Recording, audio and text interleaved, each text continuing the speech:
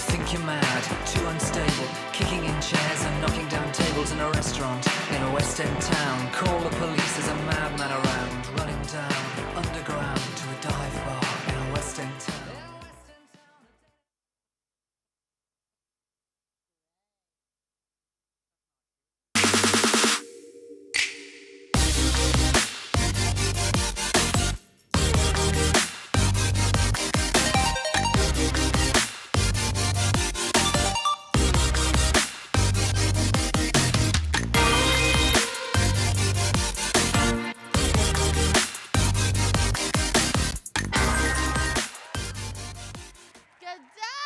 Hello.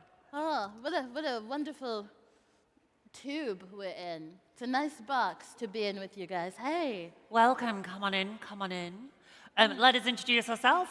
My name is, and you can tell because we have this very helpful visual aid. Stand by it. I am. You please take a picture of me next to my big name because I don't think my name has ever been this big. I am Juna Dawson, author, actor, journalist, transsexual. I don't know. An activist, you have to say what they Oh, says. an activist, yes, in that I'm trans and alive, so automatically an activist. Can we have a round of applause for Juno? Yes! Welcome. Yes, absolutely incredible. I'm Kima Bob, not an author. Yet. So don't hold it against me. Also, not really a reader either. More so of a comedian and a producer, which is a very vague term. It doesn't really mean much. Many of you are probably producers. If you've taken a poop recently, producer. Should we come to the middle? Oh, I love to come to the middle. And I'll tell you why, because this year there are no COVID restrictions. That's right. That's right. We can breathe on each other. Cheek to cheek even. Ooh. Juno, please, we're not getting sexy until later. That's at heaven later. We have got so much for you on the main stage today. Yes, yes. Kima, what have we got? Who is coming up? What have we got to look forward to? Okay, so I am gagging, right? Because there's so much going on today. We will end with a lip sync battle between Danny Beard and Tace.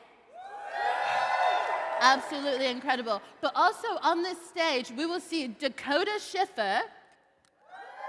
Oh, okay, let's have a moment together. I understand that life is hard, especially for us. But we came here today to have fun, okay? To spread joy. And when people are up here, it feels good for them to know that you see them and you feel them. So when we say something and you feel like making some noise, go ahead and do that. You know, this isn't class. I know we're in a university, but this is not the library, honey. You can make noise. So make some noise! Yes! Shall we do it again? So let's start again. We'll take it back. We'll take it back. Tonight, you are going to see a lip sync smackdown between Danny Beard and Tace. Yes! Exactly. And on this stage, you will see Dakota Schiffer. Yes! And something wrong. Also, a bit of Belle Priestley. Star of Heartstopper. Now, that's just the tip of the iceberg, okay? And that's some of the shiny stuff. That's some of the singing and dancing, some things that we'll see. Then we've got some serious, but still very entertaining stuff. Important? Sorry? It's important? Oh, it is important. We have got 3 amazing chats, panels. Mine is called a fireside chat. There isn't a fire. I'm really disappointed. It sounds I feel like I've been brought here under false pretenses, but it's going to be fine. I will be discussing the joys of the gender journey with Dakota Schiffer, Belle Priestley, and Dr. Ronks. Love. Yes. Oh, good job. We just did a practice. Belle Priestley, Dakota Schiffer, and Dr. Ronks. Then, after the break, there will be a second panel on LGBTQIA+ asylum and immigration with Rainbow Migration and Lady Phil. Yes. And you're killing it. You particularly, I saw you did a woo. And the thing about that takes it to the next level. You guys learn from that person. Continue, please. Thank you. And the final chat of the day is going to be on addiction and sobriety with Attitude Magazine, which is going to be really, really good. You've got Danny St. James, so many amazing people on that panel. And then, to finish off, like we said, Oh, honey, we It's are Danny going Beard. to. Yes. And Taste. We'll have Danny Beard and Taste junior lip sync battle, and then in the evening, if you would like to, if you still feel up to it, if you're not too tired, this is giving my introvert booze respect. You might be in bed by 10. But if you still want to be out, we are going to heaven, honey. And you might think this is heaven, but we're not quite there yet. Yes. So there's a club night, and your wristband is your entry. Oh, I love that. Love it. I see you. I see you. You're ready. Oh, shit. Yes, I'm ready. yes. Whenever you're ready. It's I'm ready. so good. Thank you, homosexual. Thank you, that one person who was old enough to watch The X Factor in 2010. Thank you very much. Thank you. A mature student, clearly. It's important. Yeah, that's right. Later on, your wristband will get you free entry into GAY with Q Jump. And heaven. It's going to be dancing. Give us a woohoo if you're going to heaven later. I don't believe them. I'm not sure I believe them. I don't think I they are don't going to believe heaven. them. I think they're going to purgatory, Yeah. possibly hell. That went dark, quicker than I thought. What are you, the Westboro Baptist Church? Hiya! Juno? Wait. What is this, Scooby-Doo? Like, pull the hood off? You thought I was an activist. So let's try that one again. Who is going to heaven? Groovy. Or bad. You know, your body, your choice, boo. We're not Texas. Anyway, before we get into that, Yes, we have something very important to do first. yeah, some very important people to introduce you to. Because we know this is National Student Pride. Yes. Not National Corporate Pride. No. This is ran by people like you and I. Well, not a student anymore, but a bit At like one I was. point, Yeah, exactly. at one point I was. People who have been to school before, like us, like all of us, maybe, I hope, I pray that we have. The people that have put this together. Now, y'all saw how gorgeous that room was in there. Did you go to that room? Have you seen it? If you haven't, go. It's insane. Designed by a student. Like, this whole thing was put together Run by by students. For volunteers. Absolutely incredible. So before we get into our panels and all of the beautiful performances, let's meet those students, yeah? Let's get a round of applause for our student committee!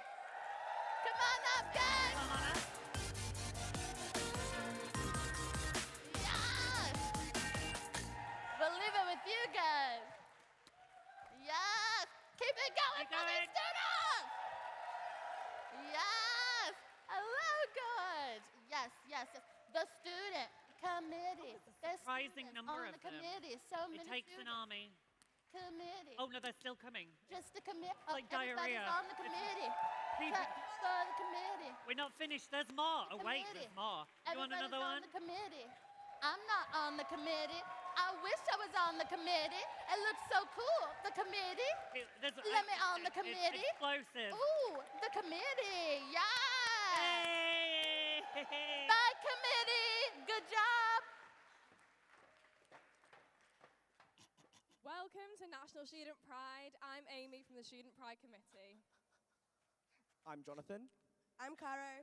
I'm Ruben. Flying. And I'm Celine. And we lead the Students Committee that put on this great event, National Student Pride. National Student Pride is a non-profit organization made by students for students. So we're just excited as you are. The show. Flawless. And we're so grateful for our sponsors for allowing this event to happen. Today's ready, baby? festival is Sip on that completely water. free Well to attend for any LGBTQ+. We went on when we weren't meant to go on. There's so much going on today that we wanted to come up here and give you some of the best tips to go around. The best way to find out all the information is to download the National Student Pride app and turn on push notifications to find out everything as it happens. If you head towards the bar area, which is that side over there, you'll find our content corner with lighting, activation spaces, and photo walls. And upstairs, we have the largest LGBTQ+ careers fair in the UK, which I think is pretty impressive, right? Thank you. Obviously, this includes also this year a community marketplace featuring our charities, community groups, LGBTQ+, small business and creatives. And also, obviously, this couldn't happen without our sponsors. So let's show them some love. Our headline sponsors, Clifford Chance and EY. Woo! Our gold sponsors, BT Group and the Unite Students. Woo! our silver sponsors, Creative Assembly, Lloyds Banking Group, Lululemon, and Santander. Woo! And our bronze sponsors, Airbus, Clyde & Co., Enterprise Rent-A-Car, L'Oreal, and WTW. Woo!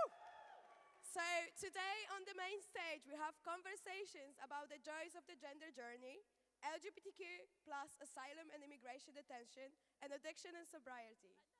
Then we have Danny Beard and Tace as team captains in a lip-sync smackdown with judges from BBC One's The Traitors, Amanda, Maddie, and Aaron.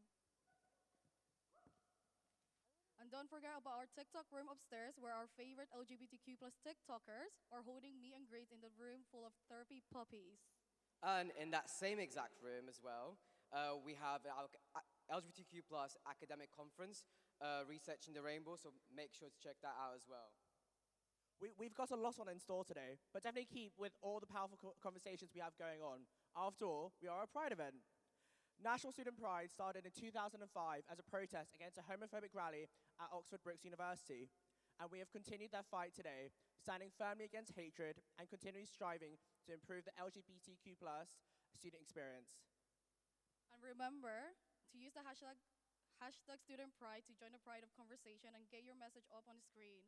Follow our Instagram story too, at Student Pride, and follow us on TikTok at studentpride.pride and hashtag slay. I'm sure I'll see a lot of you, if not all of you, at GOI Heaven tonight with black pepper and cornbread. Your wristbands will get you Q-Jump, free entry, £3 drinks all night. And if you get there before midnight, you can also claim your free drink as well, which is a Stolly and Red Bull voucher. And Listen, guys, we hope you have the most amazing weekend with us. Be safe and be proud. Now please welcome to the stage Sum Ting Wong. Woo!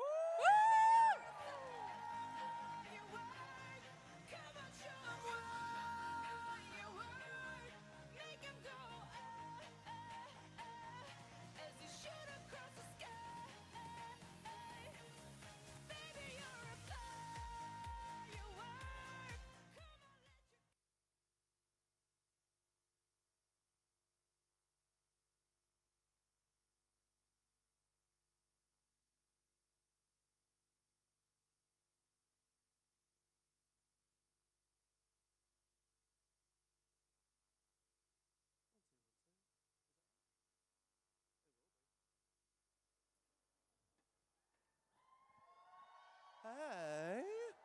Oh. Give me 1 second. I may look gorgeous, right? But I'm dying of the flu, okay? So if you want to get photos, it's like from here. If anyone takes a photo now, please do. Anything after I'm sweaty, I'm going to call the police. Right, hit the chat, let's go. Na, na, na, na, na.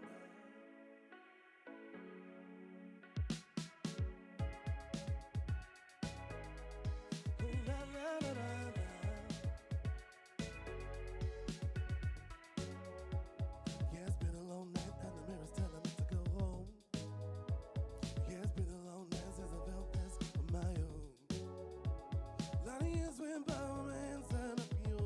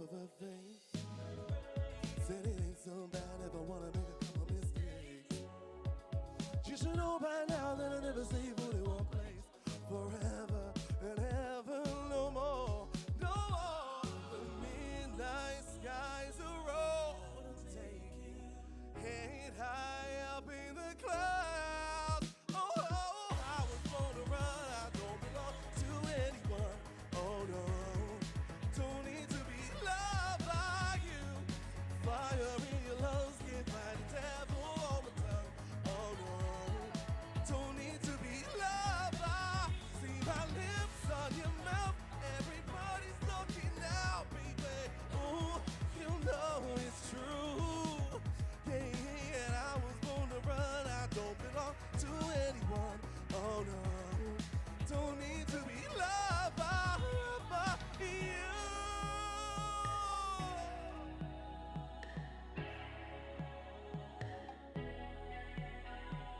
I don't hide blurry eyes like you, like you.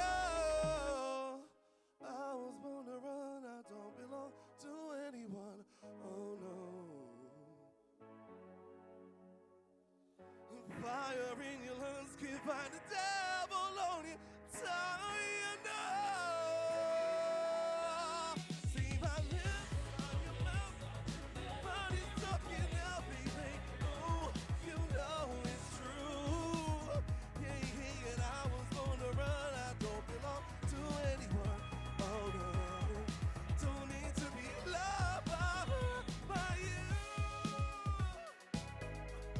See, la la la la la. You know it's true. You know it's true. See, la la la la la. Love me.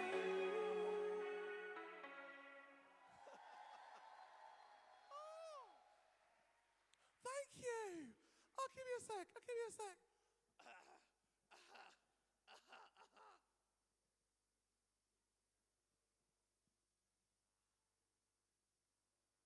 It's fine if I just talk like this. For the rest of my set, you'll think I'm absolutely fine. Because otherwise, I'll sound like this, and it's a mixture between me dad and me mum. And my mum is probably the one with the larger voice. So anyway, like I said, I'm going to do another song for you all. I hope you all have an amazing time. It's so fantastic to be back here for Student Pride. Give yourselves a round of applause. I've been doing this for like 4 years, I think.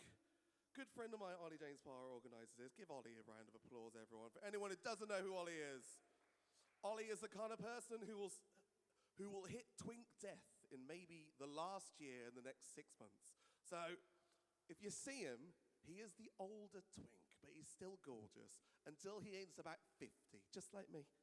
There we go. Just get on Drag Race and get it all like... Yeah, it's all sorted. Right, I'm going to do this one for you all because, like I said, I am an old soul. And this is one of my favorite songs of the older generation, and I hope you like it, and I hope you sing along. Hit it.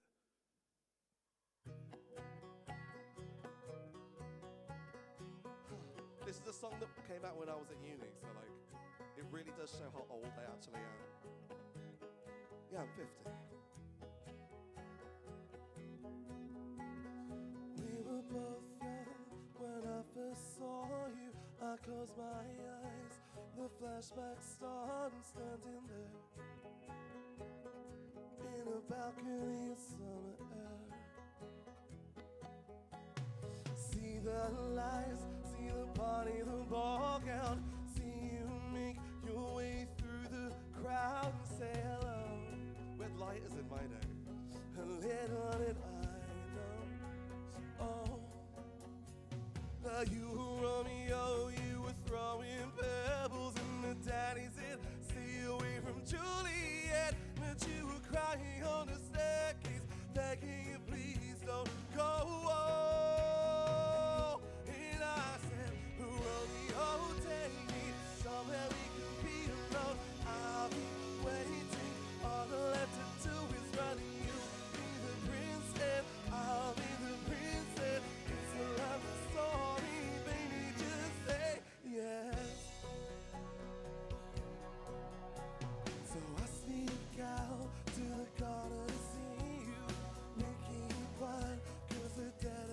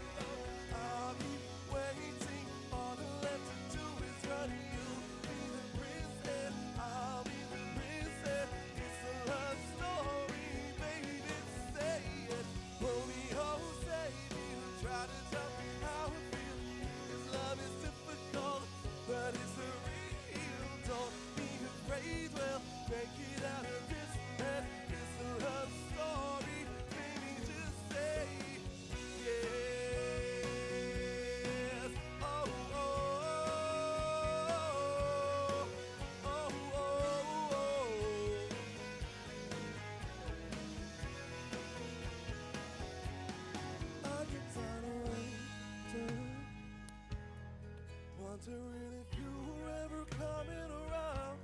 My faith in you faded till I left you on the outskirts of town. And I said, Romeo, save me. I've been feeling so alone.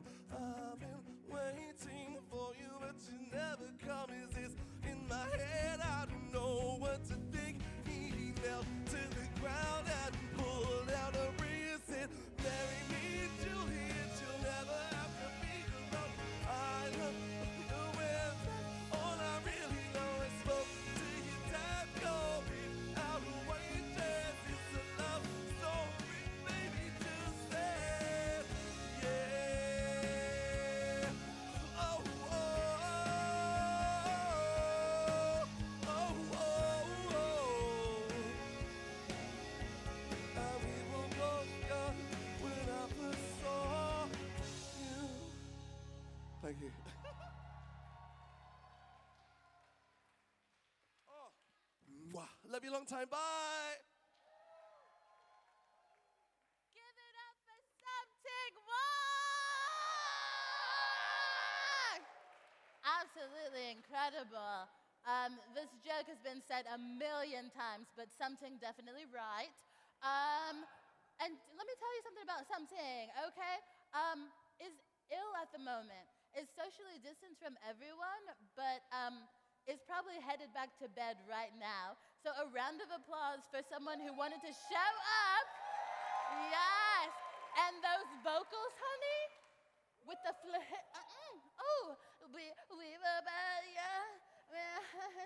anyway, are y'all Swifties? Are we Swifties? Yeah?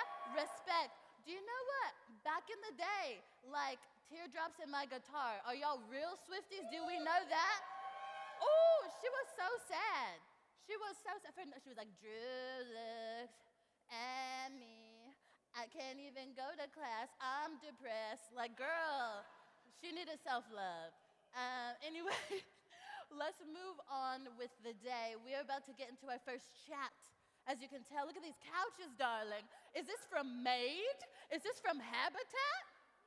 This is expensive. Okay, I'm gonna take that chair home. We're gonna move into our first conversation of the day. And what was important to the committee was to reclaim the narrative around trans and non-binary experiences. So back to host a positive conversation about navigating the gender journey, please welcome Juna Dawson!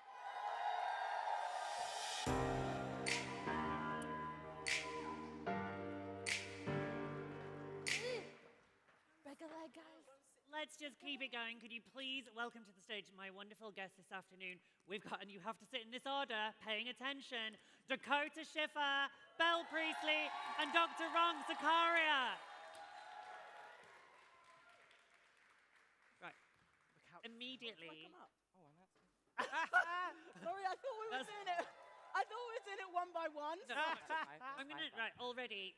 I'm gonna come near it because I've got earpieces in. I can't hear a thing. Also, I just think this is quite creepy. I love it. I have a voice in my. Have I ruined things for everyone by moving the chair? God says nothing. We're fine. Okay. You know who I am. Hello. Welcome. Welcome. Welcome. Can we start off with a really, really easy question? Can we just start off by getting you to introduce yourselves and your pronouns, please? Starting with Dakota. Hi, I'm Dakota Schiffer, and my pronouns are she, her. Hi, I'm Belle Priestley, and my pronouns are she, her. Hi everyone, I'm Dr. Ronks, and my pronouns are they, them. Fab, fab, fab. You are very lucky. You might have seen my guests on the telly. If you are not familiar with Belle, you're about to be, because she will be joining the cast of Heartstopper in season 2. And fear not, stay tuned. I'm going to try and extract some sort of information from Belle later in the chat. It's going to be crumbs. The mice have been fed better than you will be fed this afternoon. Because none of us want Netflix swinging down from the ceiling to take Belle out. That would be brutal. No, the title of today's panel is The Joys of the Gender Journey. I wanted to call it The Dolls. But then it wasn't just trans women, because we've got Dr. Ronks as well, so we couldn't call this panel The Oh, Dolls. you could. I would have, you know. Oh, right, then we're back. Appreciate We're that. back. Welcome to The Dolls. The Dolls with Juna Dawson. This is also, as I said, it was meant to be a fireside chat. There's no fire. I was picturing s'mores, I was picturing marshmallows on sticks, I had this vision of pajamas, and that we would all be in like little sleeping bags. This is shit. This is just a fucking sofa. We're too flammable. And do you know what's nice? This year we're not live streaming, so I can say anything. The C word, when will it appear? Okay. It's fine. I once did it, and I was told off, so I'm not going to do it again. I'm from Bradford. I want to start this session with the Debbie Downer now, which is we on this stage, it might be the first time since season 14 of RuPaul's Drag Race that everybody on stage has been transgender or non-binary. So, thank you. Thank you, Student Pride, for centering our experiences, which is really nice. And we're first up as well. That's not usual. No pressure. But what we're going to do is I want to start off by saying this is the panel is called The Joy of the Gender Journey. But as for gender variant people, we are well aware that the UK is a steaming bin fire of a mess right now for trans people. We recognise that things are really hard. We recognise that there are going to be some people in this audience who are finding the current system in the UK incredibly, incredibly trying at the moment. And we know that, but that would have been really heavy for an event called Student Pride. I am really proud to be trans. Woo! But also, when people say to me, how do you know you're trans? The best answer is, well, because every day that I've lived this way, I have been happier and I have had more joy in my life. Thank you. Keep clapping my sentences. It's like a full stop. Well, that was the end of a sentence. And so today we are going to be focusing on that. We are going to be focusing on the reason we do this, the reason we live this way is because it is the more joyful way for us to be. But I didn't want you to think that these bitches in their media bubble talking about their joy. No, we get it. We get it. And our fight is your fight and your fight is our fight. But let's talk about joy. Hi. Hello. Hi, guys. So there is going to be trigger warning. We've not planned this. I don't know what my guests are going to say today. So just be mindful that you know Student Pride have got you covered. There are so many chill-out spaces upstairs. There are puppies upstairs. Please don't go see the puppies until you finished here. I'll be going to see the puppies after this. But I just wanted you to know I don't know what's going to come up. So just look after your mental health always. Hi. Hello. Hello. I'm going to come down the sofa. Hi, Dakota. Hello. It's the first time I've met Dakota today. It's really exciting. A joy. It is a joy. It's a joy. End of panel. I'm running it. That was the joy. And so this question I'm going to ask each of you in turn. Thinking about ourselves, none of us can speak on behalf of the community because the trans and non-binary community is not a monolith.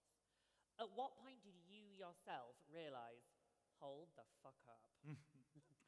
I mean, I think it's always one of those tricky questions, and it's a question that you can be asked quite a lot as a trans person. And I think for me, as long as I can remember, I was subverting gender expectations for myself before I could even grasp what they were. And, you know, it's that very stereotypical story over, you know, the gender stereotypes that are placed upon children's toys and children's entertainment when you were growing up. I wanted to play with the girls. I associated more with them. I related more to them. And I think it's one of those things where, you know, those stereotypes are harmful in many ways, but to me it was like I was trapped in this prison of expectation that my father had of me and that my peers and just society has of you. You know, it can be a really difficult journey to get out of. My dad's a super masculine Marine, so you know, the apple fell a little far from the tree, we always say. Flew from the tree. Just shut off. Shut off.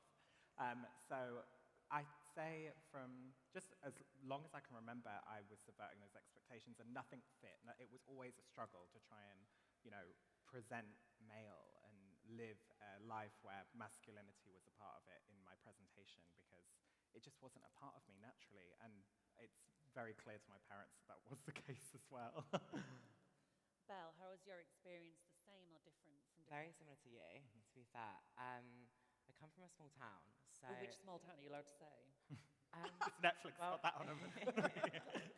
It's near Milton Keynes, which doesn't really get the Oh, biggest. wow, It's called okay. Leighton Buzzard, El Bizzle, as I like to say.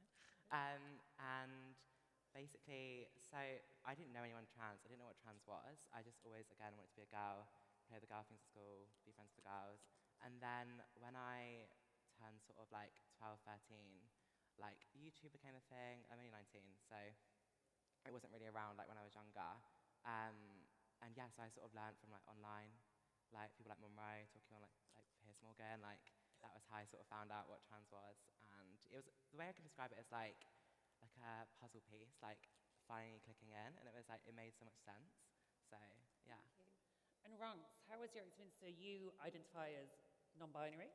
Yeah, and I would say my journey has been, I think it's a journey that's still continuing. And I use the term trans non-binary now, which sometimes makes sense and sometimes doesn't make sense. But I guess for lots of black and brown LGBTQI people, I think coming into our existence always takes a while because we're always grappling with all of the other intersections that we have. And I think for me, my transness and my non-binariness was the last one to come to fruition because I was grappling with like being black, being a doctor that doesn't come from like a background or a privileged background, and then existing as at the time, a lesbian black doctor. And there was just so many things that I was like, oh my God, I'm this, I'm that, I'm this, I'm that. And I think it's sometimes when you're especially a professional, it's only until you've got to a certain level of kind of seniority that you actually can settle into your existence. And I would say now, I would say that I use the term trans non-binary, all the time, because I want people, when they say my name, to say those two things as well, so that my visibility is there for everyone to see. But I don't, even with that, it's still not, I don't have a definition, I just know that it feels right. Do you know what I mean? Yeah. And I think that's really important, which isn't it? It's about finding the way to exist that suits you. And something that I really love about the sort of the Gen Z is that labels are at once both more and less important. And I think that's really exciting. Like Belle, I did not hear the word trans until I was 52 in the 18th century. So you were 52? Oh my, no, not far off. Really? Keep taking those hormones, kids. Just a little bit of testosterone with your estrogen. Just think on. So there's the two questions that any sort of trans or non-binary person they often get, so we'll get them both out of the way quite soon up front, and we'll come back down the sofa in the opposite direction. So there's the age at which you realise, fuck, and then there's the age at which you decide to do something about it. Ronks, what was kind of the catalyst for you to sort of make that change in your life?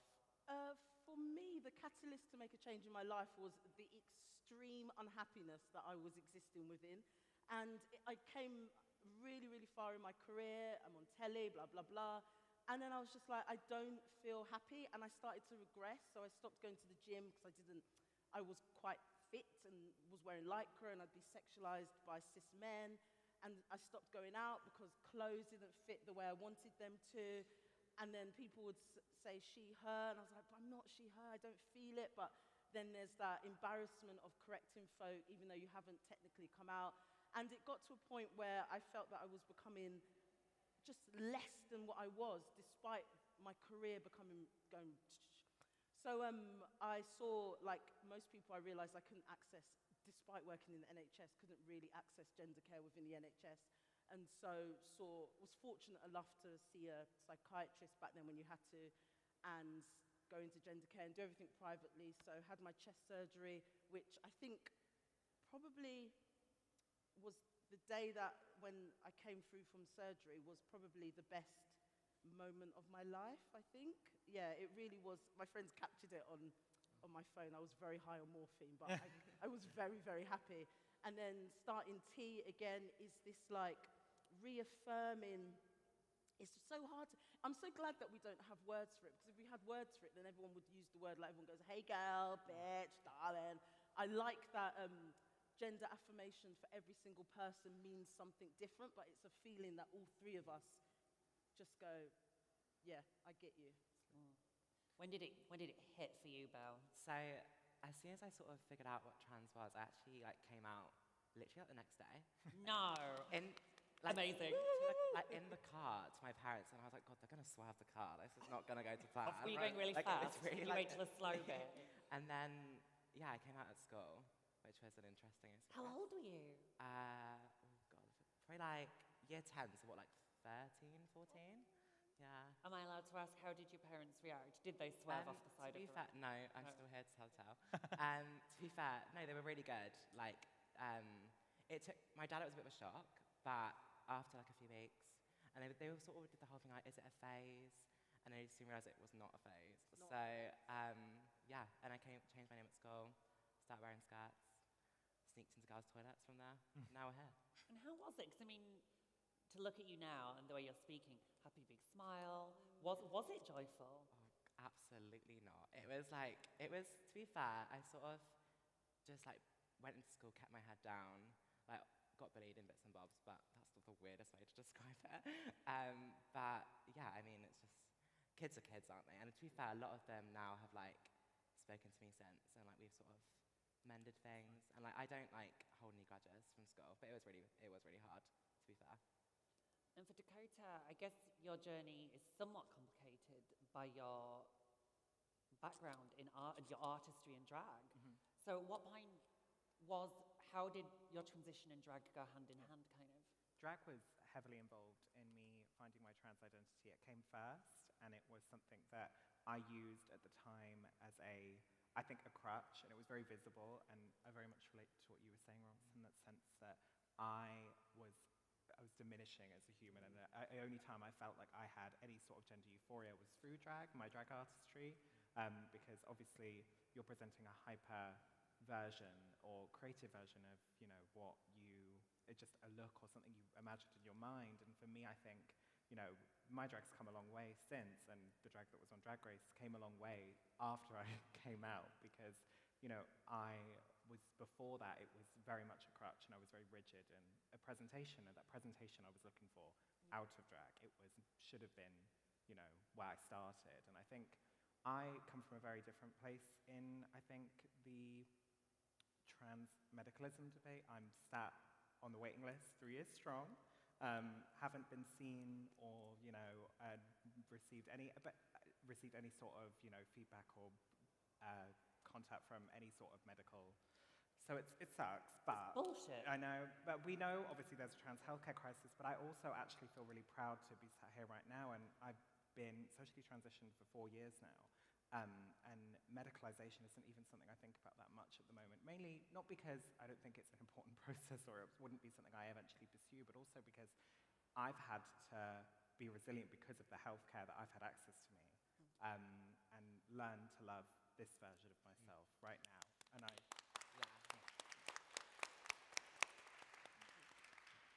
think in terms of, I mean, this is so off my questions, and it's not one that I've got written down.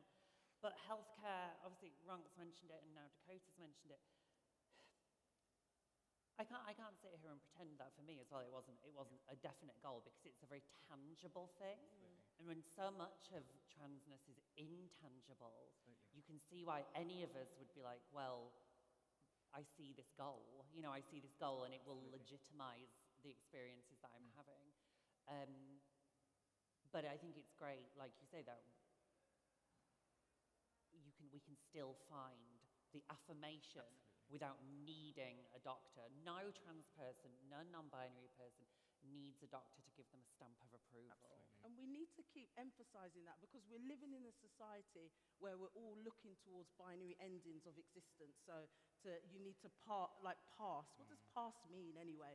I love when Travis Alabanza, who is a very famous trans non-binary human, says that there is beauty in not passing, and also transness in itself is a complete separate entity away from cis existence, from looking female, looking male, whatever.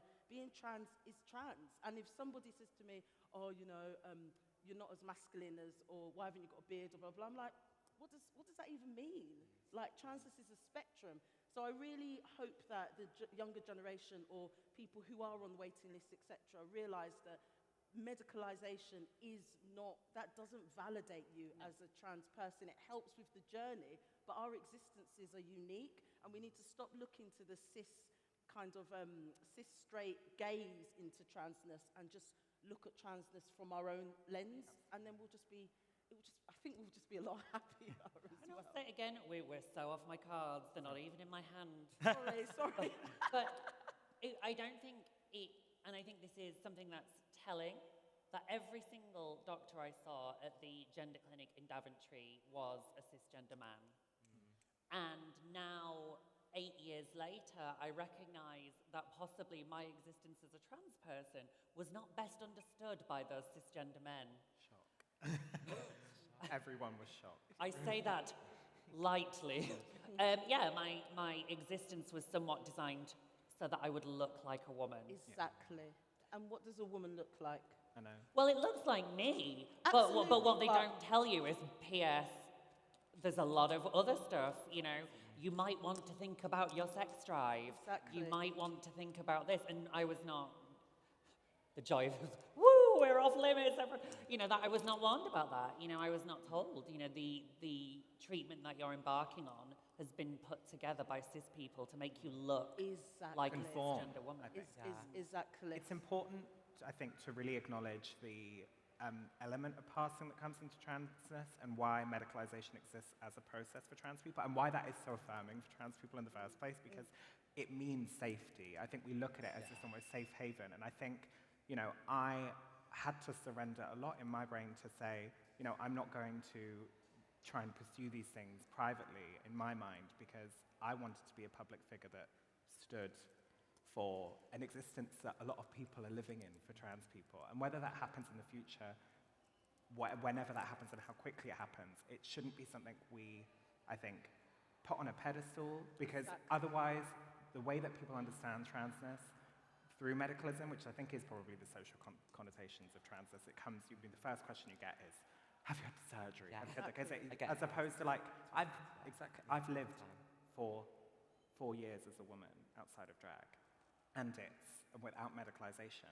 Yeah, I also need to acknowledge that there's privilege in being able to do that without medicalization, that there's privilege being able to do in all these things, and be sat on this panel right now and talking about these issues to voices that some people don't have. So yeah, it's a difficult thing to manage, a difficult thing, I think, when that conversation comes up, it's not necessarily joyful, but I think I found joy in being able to represent that element of transness, a voice we don't often get to hear, I think.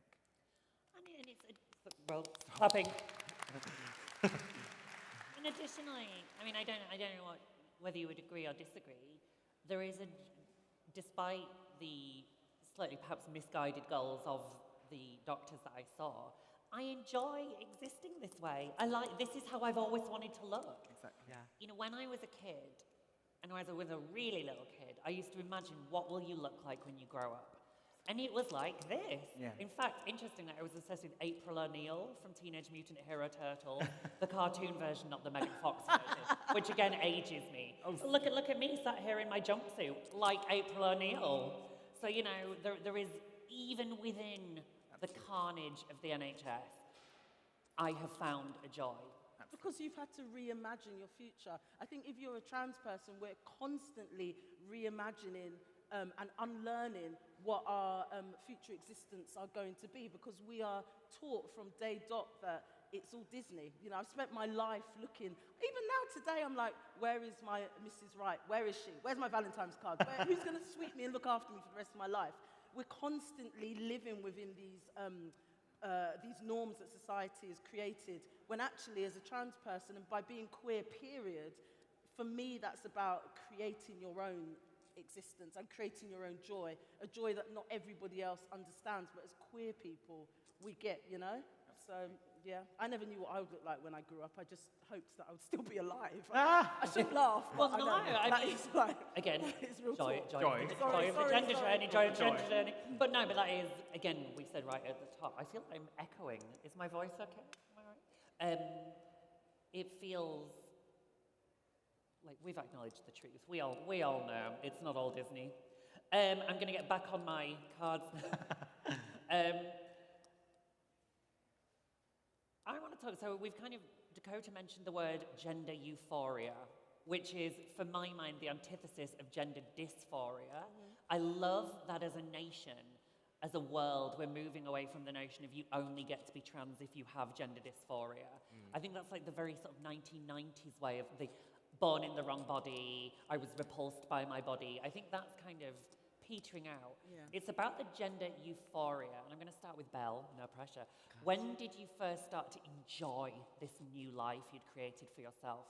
I think when I moved to London, so I moved to London when I turned 18, and like I didn't have any queer friends. So when I started like making queer friends and going out to like heaven and like, love heaven, just like, yeah, just living my life that I always dreamed of.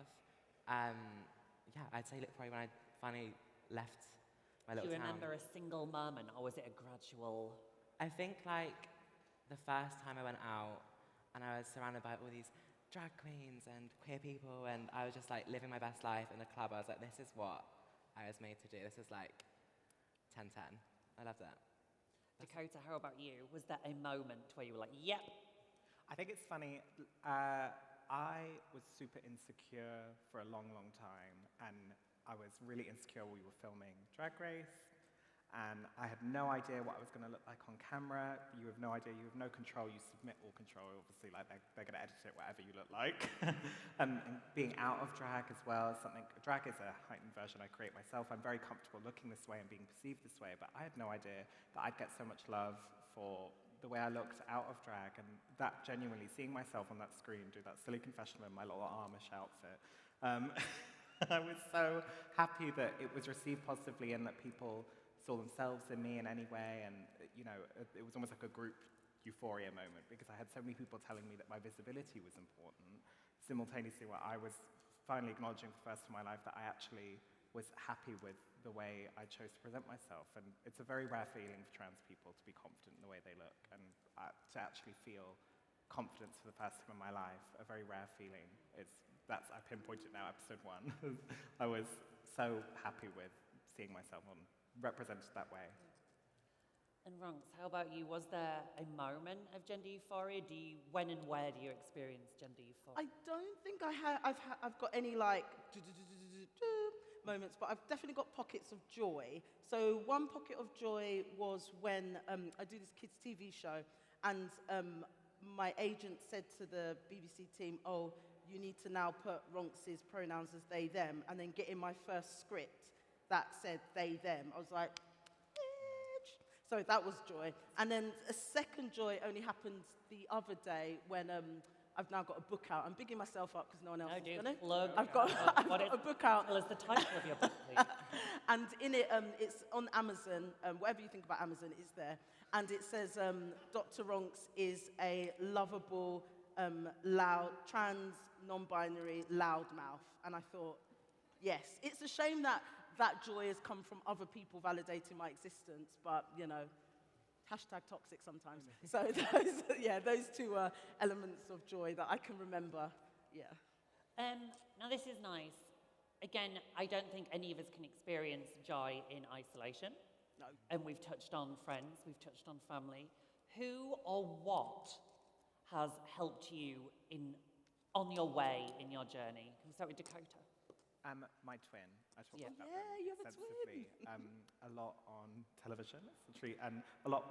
Imagine how many times they had to cut their name out of the footage because it just talks about them constantly. But I'm very fortunate enough to grow up with a twin who's also trans, and they are on their own journey that's entirely separate from mine, but simultaneously very similar. So we're identical twins, so we've always been compared against each other.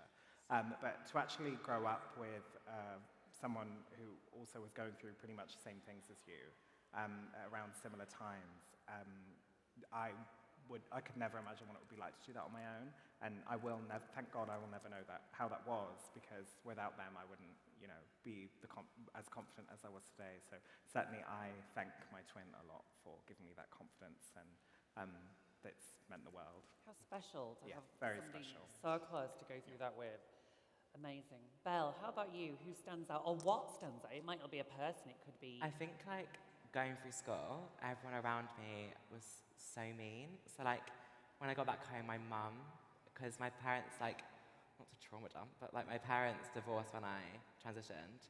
So my mum was, my rock, and I have a friend called Kin, who is, my world. She is my #1 hype man, adores me. Oh, I hope she does anyway. And I adore her as well, and she's absolutely incredible. So, yeah, it's definitely my mum and her. She's 10-10. I just stop saying 10-10. I've never said that in my life. Don't know why it's coming out now. Ronks, how about you? Who or what has helped? It doesn't need to be a person, it could be... Oh no, they're definitely people. As I left home when I was 16, family dramas, and never looked back, so I'm estranged from my family. So through my life, I've kind of curated family, and I have maybe 5 really good friends who have literally seen me from bald-headed, angsty, lesbian Ronks to whatever I am now, and that's about 20 years or so. My friends, and only 2 of them are queer, the rest are straight, but they are people who, when I sit with them, I am me. There's no airs and graces.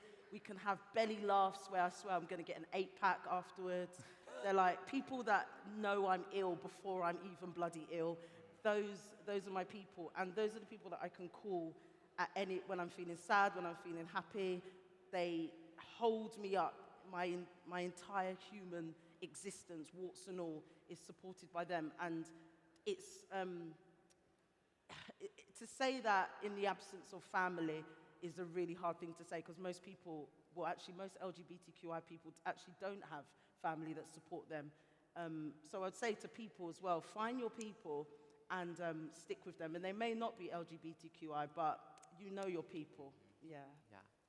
I think, to just talk about myself a bit more, I think it's right. I mean, and I feel very lucky, and it is a huge privilege that my biological family have been supportive. Mum, dad, sister, in their own ways. They found it complicated, I'm sure, but they're still there. But even with that, I wouldn't have got this far without my found family. Yeah. Exactly. Find your people. Find your people. And I'll tell you when is a really good time to find your people. Yeah. University. And at Student Pride, where you are going to be surrounded not only by other students, but by other queer students. So find your people. And it's not always the most fashionable or popular people that are your people. My people are people, this sounds so bad, right? But they're cis-het with their many children and their dog and their house, etc. But they are my people. So it's not always the people that you think. No. Yeah. No, I think I realised I did my stint in London, and it wasn't the party circuit didn't offer me the home I thought it might.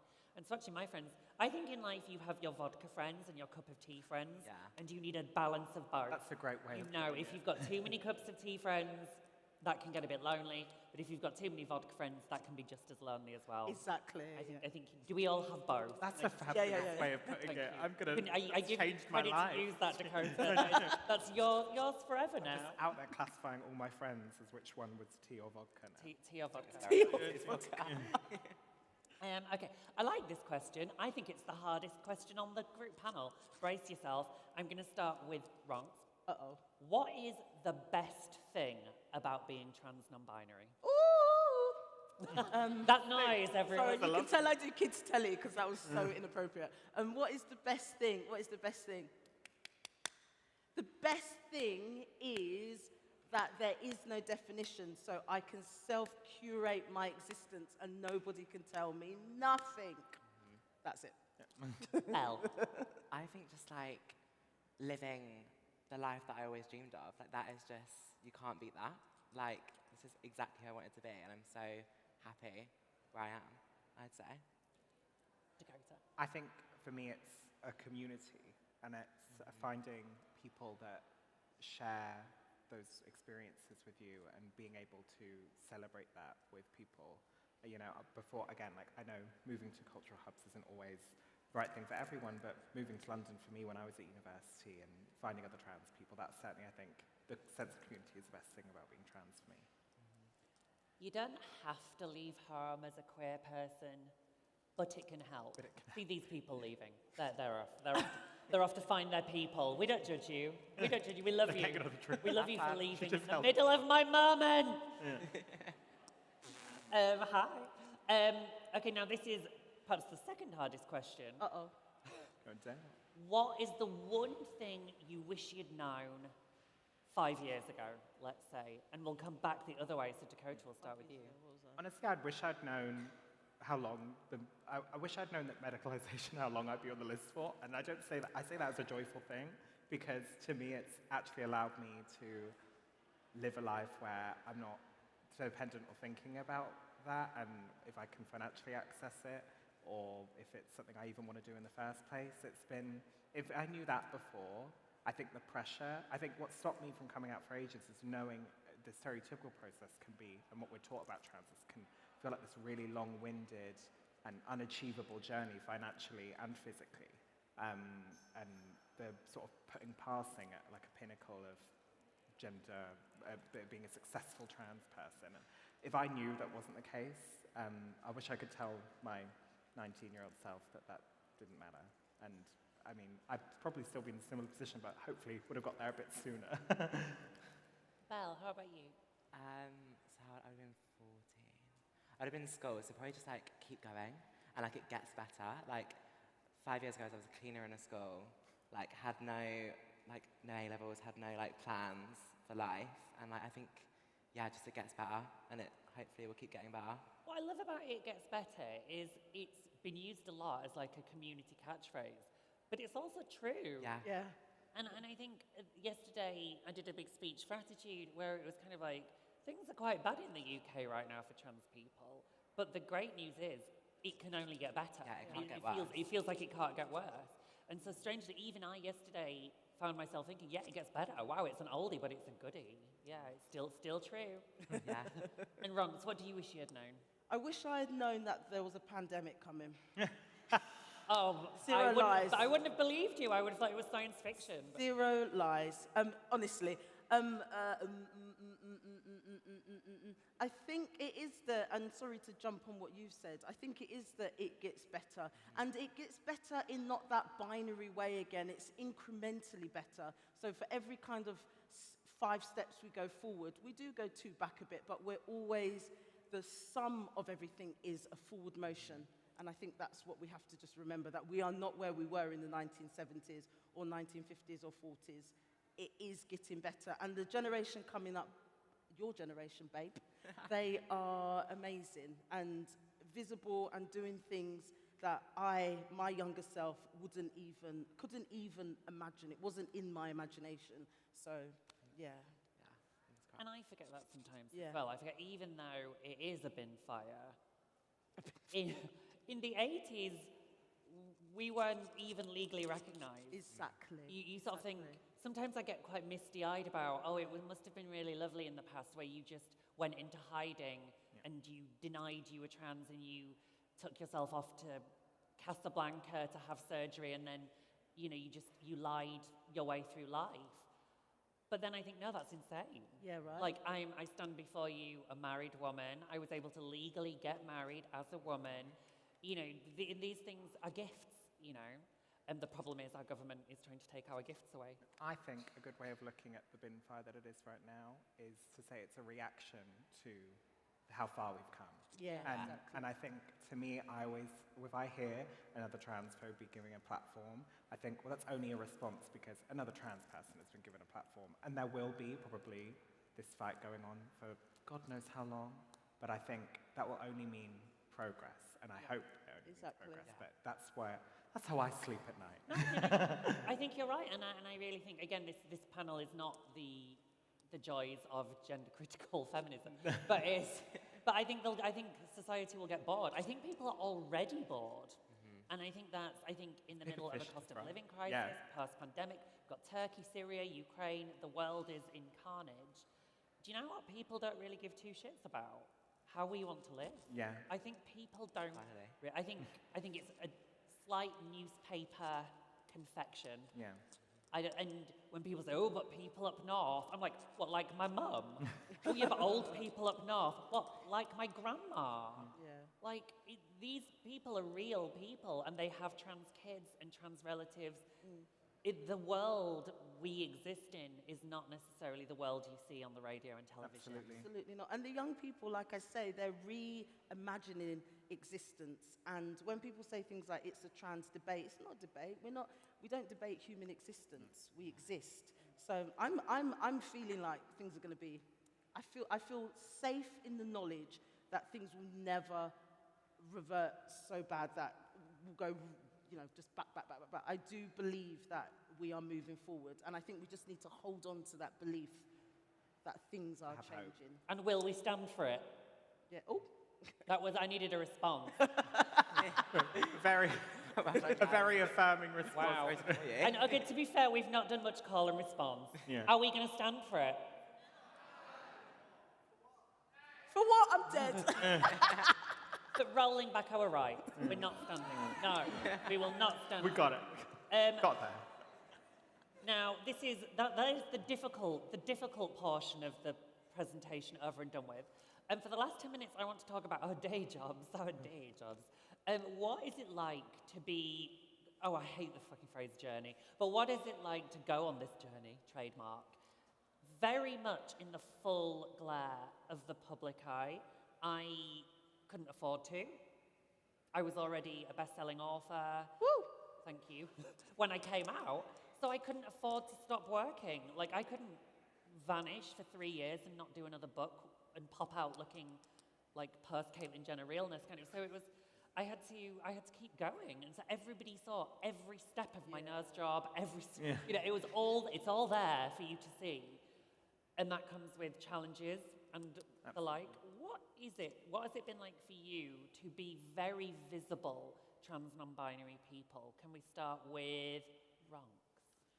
I think there comes an element in your life when you're in the public eye where you have to make a decision about your existence. And the decision is, are you going to, and each is valid, are you going to take some time out and come back like a brand new person or a different person, which again, I struggle with because I don't like binaries, or I made a decision very early on that for me, my saying is you cannot be what you do not see. So it was important for me that people saw what I was going through, warts and all. And you're right, being a doctor, I had to take time off work. With the telework, I just had to say to them, this is what I'm doing, I'm taking time off work. It wasn't easy because people are hateful on social media and will question your existence. And I had somebody liken binding to when, back in the day when Chinese folk used to bind their feet. They said it was the same thing. It's difficult. It was really difficult. But I guess I'm surrounded by really amazing people. And when I just decided that everything that I do, it wasn't that I wanted validation or wanted to justify it. It was more that I never saw this when I was younger. I didn't see Black African professionals with they, them pronouns, or even masc, for example, or gay. I just didn't see it. So I guess I've decided now that my existence is not an example, but I want it, and I don't even want to say inspiration, but I want it to be there for people to see and be like, do you know what? That is an option for me. I could do this. I want to be a reference. I want someone to be like, oh, but actually, Dad, I can do X, Y, Z because Dr. Ronks has done this, or Belle's done this, or Dakota. Do you know what I mean? So it's being the pin-up that, not saying I'm a pin-up, let me just track that a bit. I am. But being the example of existence that my younger self and younger generations are really craving, and to just stop us from dying. I'm so tired. Sorry, trigger warning, deaf. There are so many trans people dying by suicide, and it just needs to. I just feel like my existence has to be part of that not happening anymore. Dakota, how about you? So obviously your journey trademark was very much a focus of your time on Drag Race. Yeah. How was that and how did you feel about that? Yeah. I always knew it was going to be, and I think it was important to me that I started that process very quickly. At the audition process, I was very upfront. I was very clear with them about what I saw myself doing on the show, and those mirror chats that Miss Mobley produced. I was like, I need one of those, because to me that was a massive part, and the reason why I wanted to do the show was because we'd have positive representation of a trans person on the BBC, and I think that would have been unthinkable.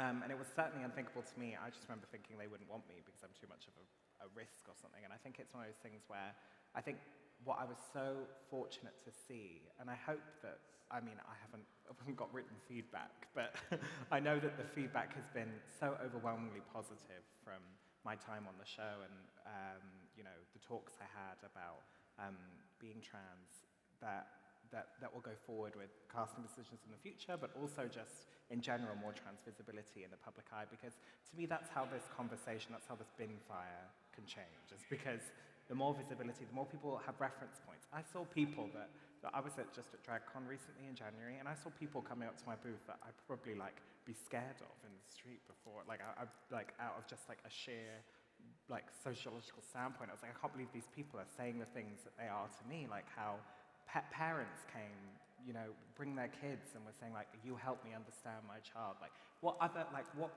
like I couldn't even sleep that night because I was just so like overwhelmed by even being told that and actually seeing the direct action of just going on a silly little pink TV program, but it really meant the world. It's a gift. It is a gift. And I'm so privileged. it's a lot of pressure, but... A lot of pressure. But imagine, but now you have helped. You've changed the conversation. Sleep, sound, Shipper. And Belle, now your life is about to change. Obviously, Heartstopper Season 1, I think, I know Alice Oseman, and I think it exceeded even their wildest expectations. Now, this is the moment, again, let's not invoke the Netflix gods. What can you tell us about your role in Heartstopper? So I play a girl called Naomi, and I have a very strong friendship with Elle, and I think that would be really nice for everyone to see. It's two trans girls conquering the world. And yeah, I think Netflix have done a really good job at, you know, breaking more boundaries in season 2. I'm being really professional saying this. And they are, they're reaching new audiences and they're sort of unlocking new things. I think I've seen the trailer and I've watched, it's going to be amazing. And the script is incredible. That's it, don't say any more. Yeah, I'm going to stop talking. I promise I would let Belle say anything. That's more info than I thought we might get, to be honest. So that is amazing. It's just incredible. I'm excited for everyone to see it. And how are you sort of preparing for that sort of the influx of interest that will, because the Heartstopper fan base is a passionate fan base. How are you prepping for that kind of I know some of the cast have like sort of prepared me a little bit, but I think because I've always shared my life online, so I've sort of used to be in the public, I'm not really in the public eye, but sort of media eye. But I think it's just going to be a different level, which I'm not really prepared for. I think I'll just take like a week out and go to Spain or something. To be fair, it's big in Spain anyway. It is, I'm going to say big in anywhere I go. But yeah, I just sort of going to take it as it comes and just hopefully it's received well, which I think it will be. Because when we first met, we met at like a weird book thing last year. That was really and then I followed you back on social media. You have like thousands and thousands of followers. But do you take comfort in knowing that when you're very much in control of your social media? Yeah, so I've always been able to like choose what I post online. I've done it since I was like sort of 16. So like I'm so used to sharing my life online, and acting was always something that was on the sidelines. Like it was something I always wanted to do, but like my teacher said to me at school, like there's no point in pursuing it, sort of drop your dreams, and now I am. Yay! They're eating their words. Those teachers, they're so annoying. The next day, after Heartstopper got announced, I went back to my school fair and I saw her and I was like, have you seen the news? What's the teacher's name? Her name's Miss Smith. Oh, Dragger. What's her name? I always say to Miss Smith. Stephanie. Well, she's well, actually. but do you know that? But again, that's the thing, isn't it? Which is, you know, pre-transition, I was told I was too feminine. Post-transition, I was told you're not feminine enough to be an actor. Yeah. I've been in Holby City. Live for that. There we go. I was a strung-out wastrel in Holby City. You're so you could do anything. You too could be a drug-addled, washed-up criminal who stabs your friend on Holby City. I love that. That is all the time we have got for this panel. That's a great way to And you know what? I think we've managed to keep that more or less quite joyful. I think we've managed to achieve what it was we wanted to do. Thank you so much for joining me this afternoon. I've thoroughly enjoyed it. I'm now going to race to the loo because I just have needed poo for about the last 10 minutes.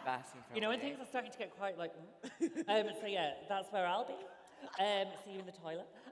But before I do that, can I please have an enormous round of applause for our first panellist this afternoon? We've got Dakota Schiffer, Belle Priestley, and Dr. Ronk Zakaria. Well done, well done. Thank you. And I'll just add, this was Belle's panel debut. Well done, Belle! So can we have a special clap for Belle? It will be the first of many. Welcome to Comic-Con New York, Belle Priestley. Thank you very much. Stay tuned. We'll be back with another panel in 10 short minutes. Thank you.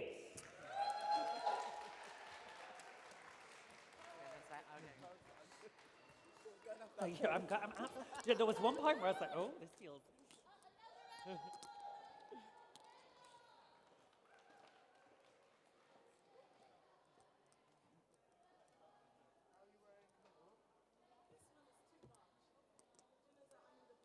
I really am. There was a point how I'm an IBS girly, and about halfway through I was like, No, because they would, and then it'd be inappropriate. Thank you so much. Oh, anyway, before you shuffle, there's more stuff going on. So maybe you want to stick around, especially if you care about LGBTQ asylum seekers, honey. Not to guilt trip if you do leave the room. Thank you so much to Juno Dawson, Dakota Schiffer, Belle Priestley, and Dr. Ronks. Yes! Come on. Oh my gosh. By the way, if you haven't visited the careers fair, if you need a career, sometimes it's not fair out there. But the National Student Pride is doing what they can for you, okay? But let's get into our next chat. I have the distinct honor of welcoming to the stage one of the most incredible people that we have, like as a part of our community, the founder of UK Black Pride, global activist, and straight up hottie. Please welcome to the stage the incredible, wait, hold on, is she ready? Huh? Are we having, is this at 3? Excuse me. Okay, great. And then we'll be back with the panel. So see you at 3:15. Okay, mwah.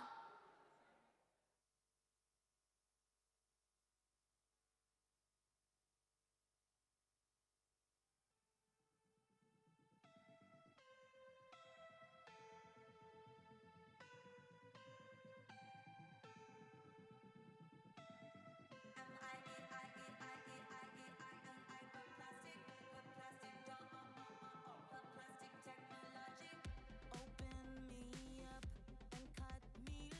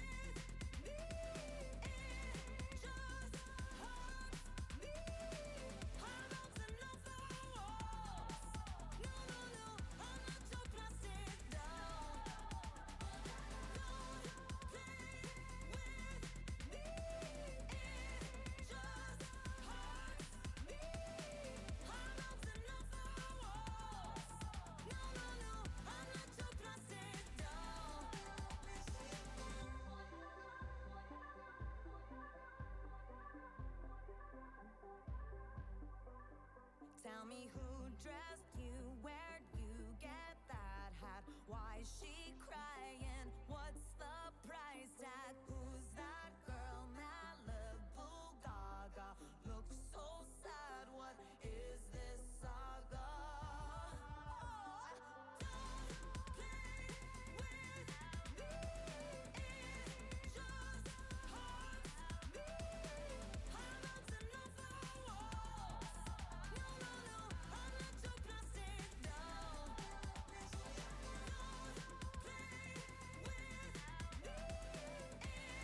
just hurts me. I'm bouncing off the walls.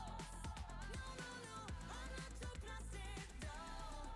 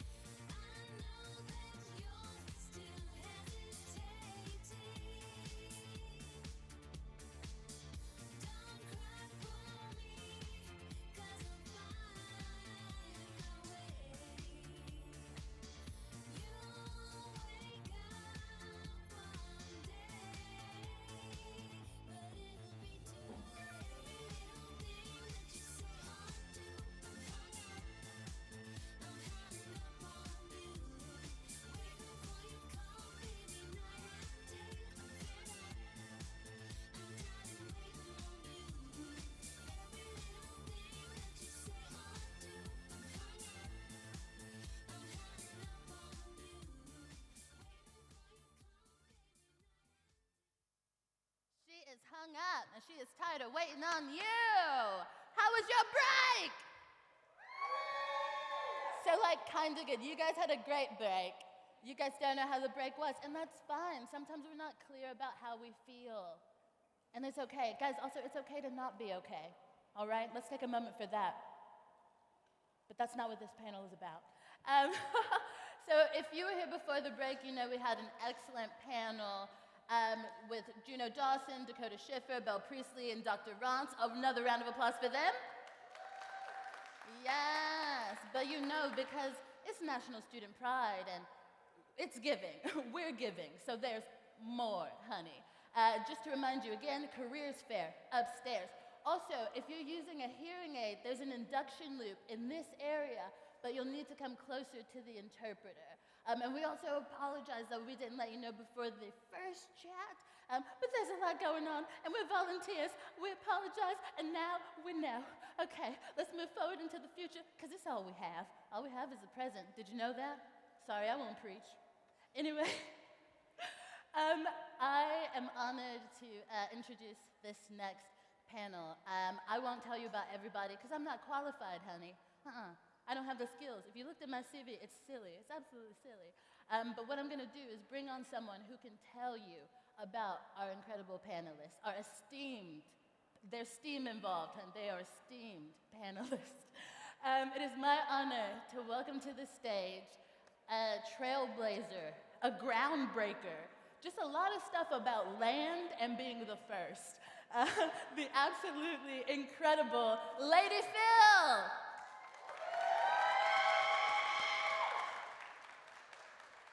Hello, my love. Enjoy. Can you hear me okay? Ah, perfect. Okay, so I guess I'd love to bring our panel up. Please feel free to come up, and I'm not going to place them in the... Okay, it's that moment. Now listen. That wasn't supposed to happen. I'm on the end. You go in front of me. Yeah, we've got to sit in the order of our name. Yeah. Please give them a round of applause as they come up. Woo! Oh, God. Am I this side? Right, so Ben's on this side. Where do you want me? Where do you want me? Oh, there. Oh, okay. Okay. Squeeze that through. All right, so how are we feeling? No. I didn't hear everyone. How are we feeling? Okay, great. So look, we're here to have a conversation and a discussion, and the title is themed LGBTQI+, Asylum and Immigration Detention in association with Rainbow Migration, and we have the CEO here. I'm going to give everyone just 30 seconds to introduce yourself, name, pronouns, and then we're going to get into the substantive part of the questions. So I'll start with you, Layla. Thanks. Hi, everyone. I'm Layla Zadeh, and I'm the Executive Director of Rainbow Migration. My pronouns are she, her, and Rainbow Migration supports LGBTQI+ people through the asylum and immigration system. Hello, everyone. I'm Arthur Brittany Joestar. I was the first person in the UK to get granted asylum on basis of being non-binary.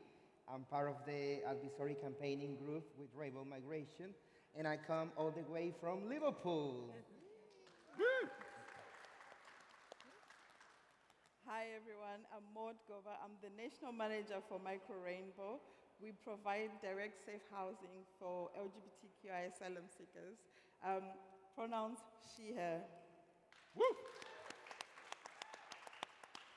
Hello, my name is Ben Hunt. I am Vice World News' global LGBT correspondent from March. For now, I'm the senior reporter for Vice. I was the BBC's first LGBTQ correspondent, and I'm very excited to be with you today. Thank you for having me. Hello, my name is Manono, and I'm a member of Rainbow Migration. I'm seeking asylum, and I live in Liverpool. Yay. And my pronouns, in case you didn't get it, is she, her, goddess, queen bee, everything fantastic. But it's not about me, it's about my absolutely fantastic and amazing panel.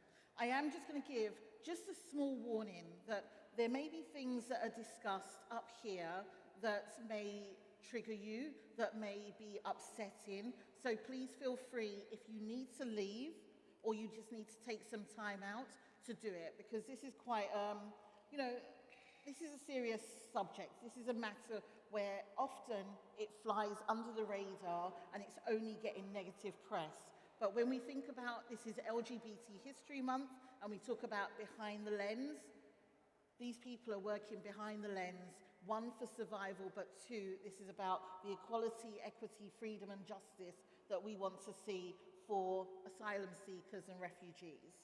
So I'm going to start with my first question to you, Layla. And I guess this panel is in support of the work that you've been doing for many years now with Rainbow Migration. Can you tell us a bit more about the origins of Rainbow Migration, and also what it means when somebody comes to you seeking asylum and that process? Yes, thank you. So Rainbow Migration for 30 years has been supporting LGBTQI plus people who are fleeing persecution from other countries. I'm sure many of you are aware that around 70 countries globally criminalize same-sex relations, and that means that people who are LGBTQI plus can be rounded up and harassed by the police, they can end up being jailed, and even if there is no criminalizing law, the prejudice in society can be so strong and the violence so bad that you could be attacked by members of your family or on the street and the police wouldn't protect you.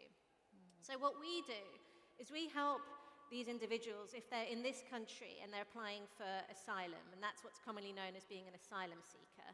And the asylum process is the legal process of being recognized as a refugee and therefore being given the right to stay here long term.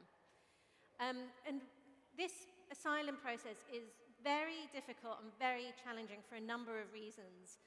But I'm going to pick just one right now, which is the fact that to be recognized as an LGBTQI plus refugee, you have to prove that you are LGBTQI plus.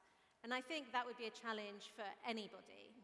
But most of all, if you are somebody who comes from a culture where sex and relationships aren't talked about by anybody, let alone if it's a taboo to be LGBTQI plus, and I think all of us can imagine what a struggle that must be.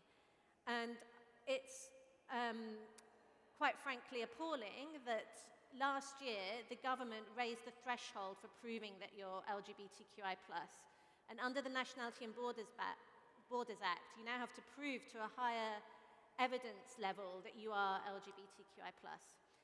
So we provide services to the people who come to us, including legal advice, to help them overcome these hurdles, and we help people get access to good lawyers. And we facilitate support groups to help people build support networks, make friends. Within that service, we run support groups, which helps people to open up as well. So when it comes to having to talk to an official from the government about why they need asylum, they're better prepared for that. We also campaign for change in the asylum and immigration system, and I'm really delighted to be on this panel, some of whom have lived experience, some of whom are campaigners, some of whom deliver services, so we can get into this issue more. Thank you. Thank you so much, Layla. And I guess what will be quite apt right now is just to move on some more to explain a bit more about Micro Rainbow. Of course, I'm familiar with it, but what does it do and how does it work in conjunction with Rainbow Migration? Okay, so at Micro Rainbow, we work mainly with LGBTQI asylum seekers who are homeless. And the work came about when we were doing our work in social inclusion, trying to tackle the issues that we already know, that the people we work with are ostracized sometimes by family, sometimes by religious spaces, like places where refugees traditionally get support from. They're ostracized from there, so they're extremely lonely and experience a lot of challenges. So while we were doing this work, we realized that a lot of people we worked with are homeless. And the main reason is that when they're in home office provided accommodation, they're still living with people from their home country. So say, for example, if you're from Afghanistan or from Syria or from Uganda, you still sometimes live with people from your home country in home office provided accommodation. So they still face issues of abuse, homophobic abuse, sometimes sexual assaults. We get a lot of reports, especially from home office initial accommodation. So instead of staying in this environment and being abused, people started abandoning the accommodation, and sometimes we're not able to really access this accommodation. It's probably something we'll probably pick up later on in this space. So because of this homelessness, people started kind of experiencing a lot of exploitation. And we really wanted to take all this. So we set up our first safe house in 2017. We started with 1, now we're up to 20, and we have up to now 30,000 bed nights for the year. So that's our main work. We do also social inclusion and a lot of moving on work. When people get their status, what now? Trying to find jobs, getting to know the UK labour market. And more recently, we supported support for the LGBTQI Afghans who were evacuated from Afghanistan by the government in integrating and moving on, trying to also reunite with their partners for those who left their partners behind. The last part of our work is we also work with the Ukrainians at the moment, trying to match with LGBT sponsors, working with refugees at home. And in terms of working with labor migration, we've had like a long partnership of cross-referral. Sometimes when we have people who are in our houses who need legal support, we refer to them. Or if they come across someone who is extremely vulnerable and needs safe housing, at times we always have a waiting list, but at times we always ring fence some space to make sure that we support those who are homeless. I think in a nutshell, that's what we do. No, brilliant, thank you. And before I bring in Arthur, Brittany, and Manono, I want to ask Ben, because I want to spend some time on these two amazing people with the lived experience that will be able to speak truth to power. But I want to ask Ben. Now, Ben, you've been doing incredible work with Vice. Yeah. Oh, thank you. And I guess, you know, having seen the growth and the things that you're speaking about in such an unapologetic way, I think I want to ask you the question, you know, what kind of message is the government sending to the world when we are, yes, right, let's have some honesty. When, you know, when this country is looking at the exclusion of trans siblings and non-binary and, you know, looking at things around bodily autonomy, which we don't have. What message is this sending if we cannot even get that right? How are we going to get right the support that is required for asylum seekers and refugees? That is a very good question. I am genuinely quite scared about where we're at in what's going on with LGBTQ rights in this country right now. I think it's got to the point where I love events like this, and it's great, and I love going to like networking dinners and LGBTQ things, but I've actually declined so many things now, especially over the next few months, because I don't see what we're really celebrating, and I don't really want to partake in stuff that looks so rainbow-colored and exciting and fabulous, and it's great to be me when actually the amount of struggle that exists both in this country and worldwide as a result of the government that we've got, it's scary. I don't understand why, not to incite riots, but I don't understand why we're not rioting in streets and why people aren't more angry about what's going on. To the point that when I was at the BBC and my role was first announced as the LGBT correspondent, I genuinely did expect to be sprinkling glitter and rainbows on stories and just really excited about being like gay and like LGBTQ.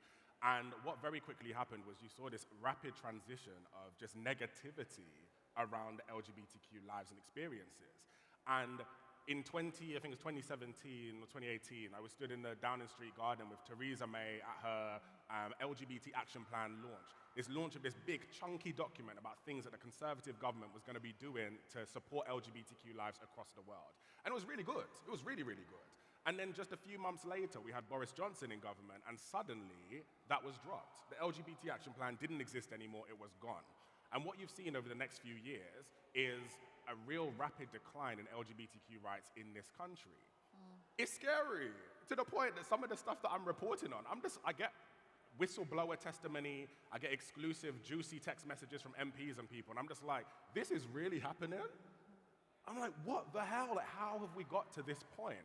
So yeah, to take your point, I do think it's quite scary that within the UK media at least, you don't almost have space for conversations about LGBTQ asylum.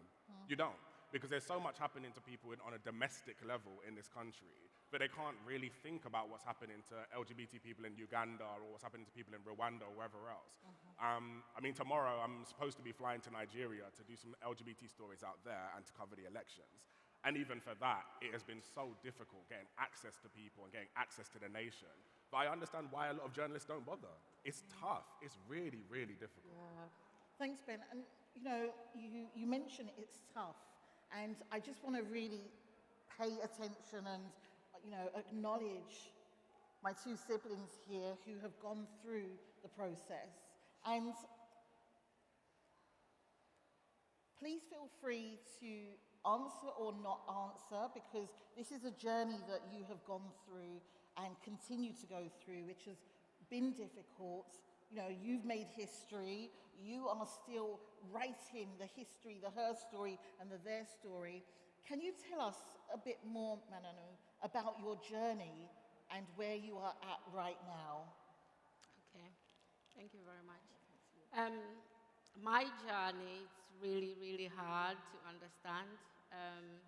I came here 2004, claiming asylum in 2012. It did not take time. Since I claimed asylum, the case was refused. I was taken to detention, which I stayed in detention.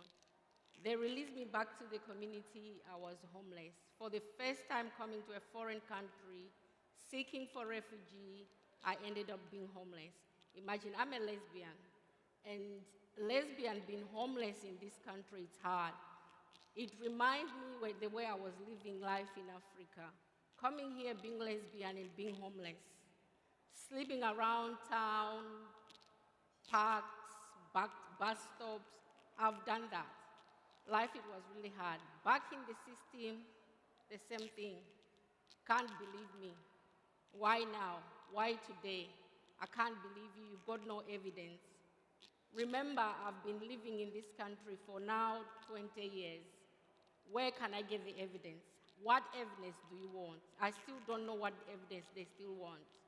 Till today, I'm still in asylum, waiting for the decision. Gosh. Goodness me. Okay.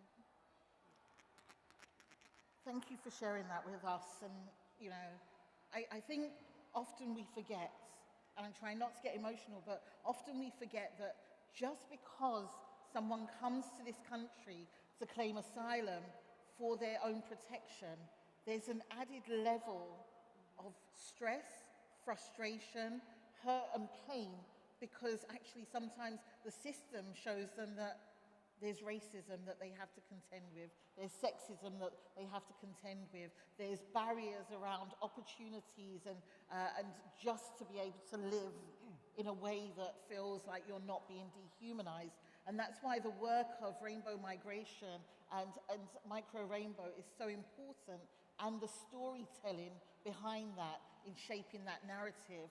So I really do, we'll come back to unpack some of that if you don't mind. I don't mind. But I want to move on to Arthur Brittany. Now, Arthur Brittany made history as setting legal precedents as the first non-binary person to get asylum. And I think this is huge within itself. Can you tell us a bit about your journey and what has happened and how you got to this stage? Yeah, well, my journey is very long. I'm going to try to simplify it. But I came here to the UK in 2017. I came from El Salvador, which is a country in Latin America, very conservative and in somehow, some ways, very ignorant. So when I was very young, I never had any kind of education of self-awareness about gender identity or any kind of thing. You know, all the feedback I got when I was very young is basically that LGBT people, for instance, gay people, are just sinner, people morally wrong, like the rubbish of the society. But the more I grown up, and even with all that feedback, I started to feel something inside of me. And I didn't know what was, because I never had the tools to explore that. I never had the tools to explore my identity. So when I allow myself in El Salvador to be the person that I wanted to be, with tiny details, it wasn't like I was like I am right now. It was with just tiny details, like bleaching my hairs, wearing earrings, stuff like tiny details that show off the femininity I had inside. When I allow myself to be that person, is on the moments I got the most biggest attacks. You know, the first time I bleached my hair, I was stopped by the group of police officers, and they just asked me why I have my hair bleached. And I didn't answer until I get tired of that and just said, because I like it. And they just started to beat me up because they want to teach me how to be a man.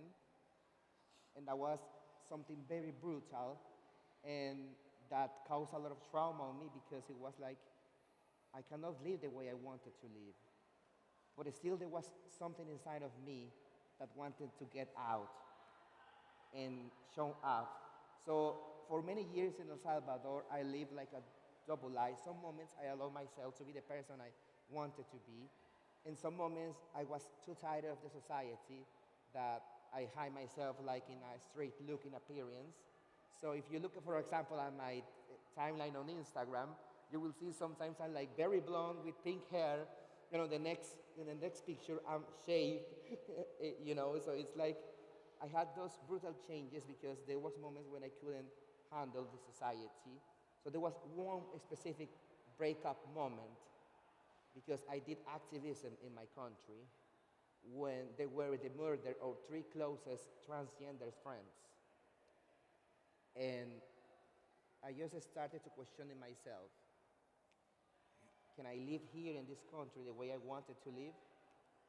If I wanted to have the freedom of be the person I wanted to be, how much years left I will have? How many years left of what will be my destiny? And this is something that you need to understand. LGBT murder is not just like you are murdered, you are actually tortured. The way they kill you is inhuman. In my country, they are very conservative groups that they do this and they kidnap you, they take you to somewhere, they torture you, they can burn your skin with cigarettes, they cut your genitals, they put your genitals in your mouth, they put sticks inside your butt, many ways of horrible torture. So it's not like a way you want to die. Of course, no one else wants to be murdered, but it's even worse when you are murdered and at the same time tortured. So seeing friends of mine die on that way made me to think to came here to England. And I initially claimed asylum based on the basis of being gay. But with the freedom I got here in England, I started to explore my gender identity. And I started to explore my femininity. And there was one moment, thanks to therapy, counseling, and thanks to having a supportive network back in Liverpool, that I acknowledged myself that I was non-binary. And I embraced that because it totally made sense that I didn't want it to be a woman, but I didn't feel like I fit in the category to be a man. You know, so it was like a groundbreaking stuff in my head, like when every piece fits. And I say, yes, that totally makes sense. You know, like I can perfectly be feminine, masculine at the same time, or the way I want to look, and I don't need to give explanation to anyone. I just want to be the way that makes me happy. And that's the moment when I realized I was non-binary. I wish that was the end of the journey, but then it was another thing with the Home Office. Because the Home Office initially, they didn't acknowledge my gender identity. And for many years, actually, my case was handled for 3 years. After the first year, I submitted new evidence based on my counseling, based on witness of people. And I didn't do this because I want to give more evidence. I did this because I thought I wanted the Home Office to understand my person. So I submit this new evidence telling them I identify myself as non-binary, and just literally they ignore that evidence. They ignored it for 2 years, and even on papers, they still were calling me the gay man. And it was hard because it wasn't like I just said, I'm non-binary. There were people that actually back up that, my therapist, people that were around me through that process of me understanding myself. And even when I got granted my status, if you go online, because my decision is online, the judge on the rule, she questioned herself, how is possible the Home Office, even with those evidence, still called me the gay man for 2 years, ignoring that, ignoring the fact that I identify myself as non-binary, ignoring, or they never even had the decency to ask me my pronouns. So it was very groundbreaking, and I want to finish just with this. It was very groundbreaking in the sense like someone else that get into the system, they cannot be ignored anymore the way I was ignored. So it was important, my case, because I'm not one to patronize myself, but before me, if you say you were non-binary, they will ignore you. But I fought many years trying to get my identity accepted. And thanks to that, people coming from different countries, they shouldn't be invisibilized. Well, look, thank you so much for the groundbreaking work that you've done with the organizations that you've also worked with. This is really what you call legacy, so that it means that others who come after you are able to use this case as their test case and comparator to be able to get asylum in the ways that you have. And before I'm going to go back to Mananu, because I want you to understand that whilst Arthur Brittany has made history in her story and their story, there are also still ongoing challenges with the process and where you're at. Would you like to, would you like to speak a bit more about the amount of times you've claimed and where you're at right now? Okay, so as I said, I sought asylum in 2012. When I sought asylum, it did not take time to be refused, the case to be closed.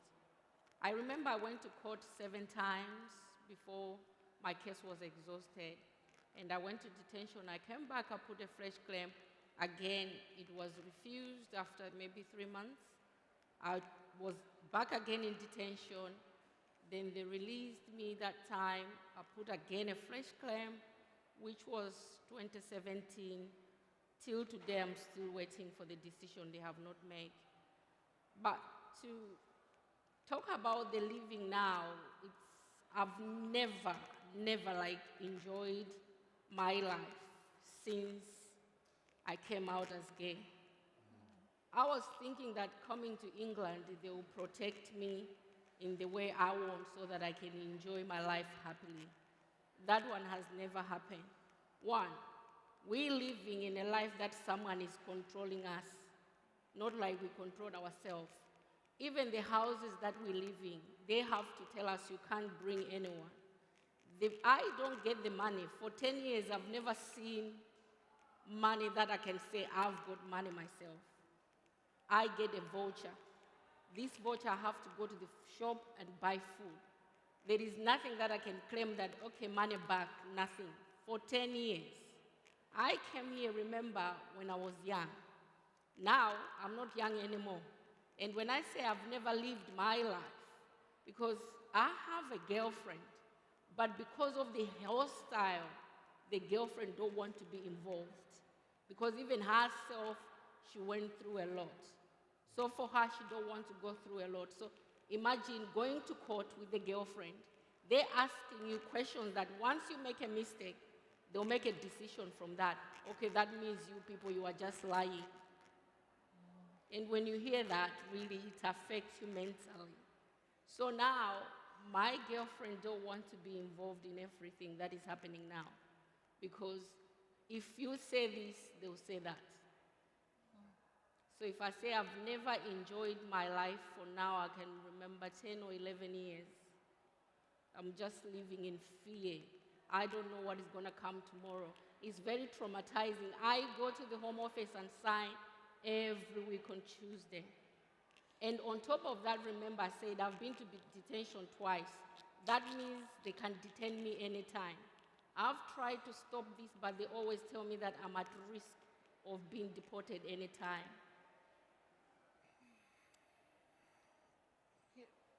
Thank you for sharing. Oh my gosh. I'm supposed to be staying quite calm, but I think when you put this into context and you understand the privileges that we have to be able to navigate this world in a different way, and you hear stories of detention, you hear stories of harm and pain and hurt, you can't help but to be moved by what can we do differently and what can we do better. And I'm going to come back to you, Layla, because I know that in 2016 you partnered with Brighton on a piece of research, but the work and the groundbreaking work that your organization has been doing, what is next?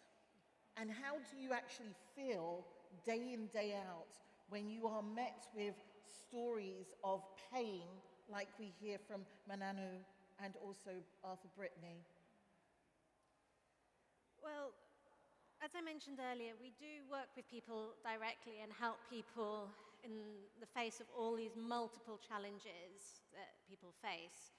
And we do campaigning as well. So we're trying to get this government to do things differently and to treat people kindly and with compassion.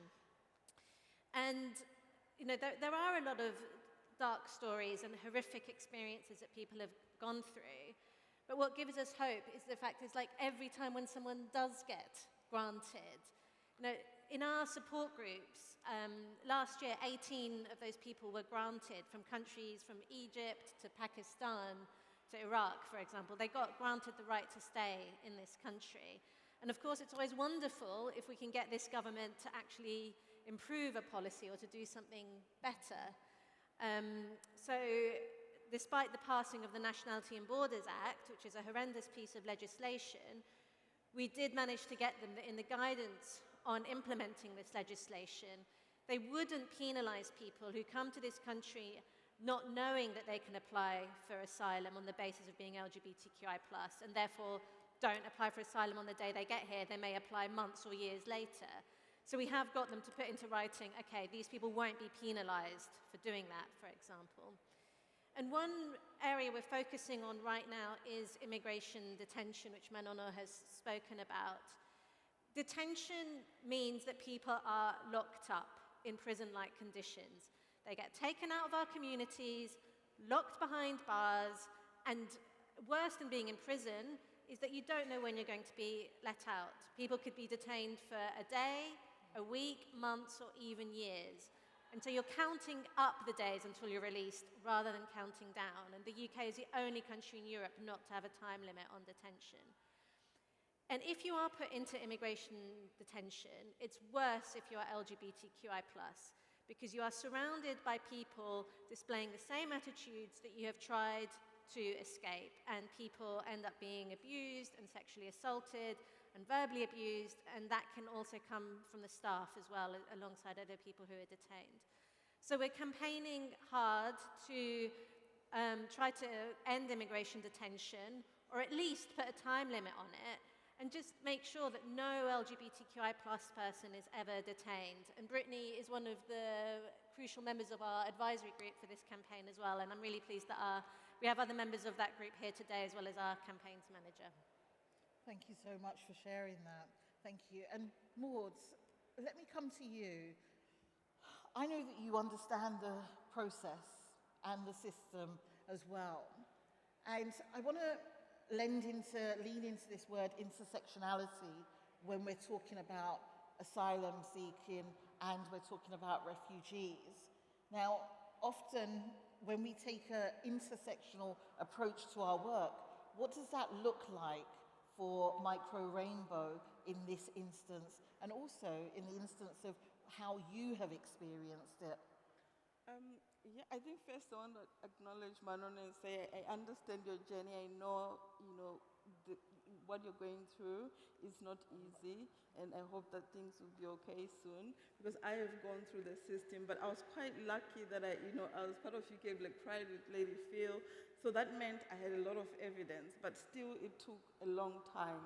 And you talked about vouchers and money, and what people don't know is, when they hear asylum seekers, they just think, oh, they just get given money. They're not allowed to work.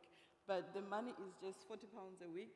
Now, I think slightly more. It used to be 36, 37, but that's in voucher. That means to go to reporting events, you don't even have cash for the bus. You know, you have to find your way somehow. And if you don't report to that event, that's when you get detained. But to come back to you in terms of intersectionality, it's a lot. It means you still have to deal with issues that you have as a woman. You still have to deal with issues because of your culture. And if you have children, that's another point that the Home Office can refuse you for, you know, like you have a life, you have children, how can you be a lesbian that has children? So that's another challenge. You still have your religion, you still have, you know, it's often that you live in different parts of your life. At some point, I remember, I think I probably told Lady Phil that I needed a support letter when I needed it. She didn't know I was an asylum seeker for some time, because you live in all these different places. You know, there's the gay self. I'm living as a lesbian woman, as an activist. Then I still have to come home and struggle as an asylum seeker, because there's a lot of shame to it also. You know, like even after you're a refugee, you know, there's this space, and then I'm living has that. So at Micro Rainbow, one of the things that we really take seriously is intersectionality. And in some instances, say for example, we have a specific LGBTQI women's officer. And the reason why we did that is because we realized women were not outreaching for support. And the moment we had that officer, we had more women reaching out. Maybe I'll just give you a story. During COVID, we're not seeing women coming through for support, but when we had the specific officer, they were reaching out. There's a woman who was being coerced to go back home by family, and she couldn't leave that space because she was homeless.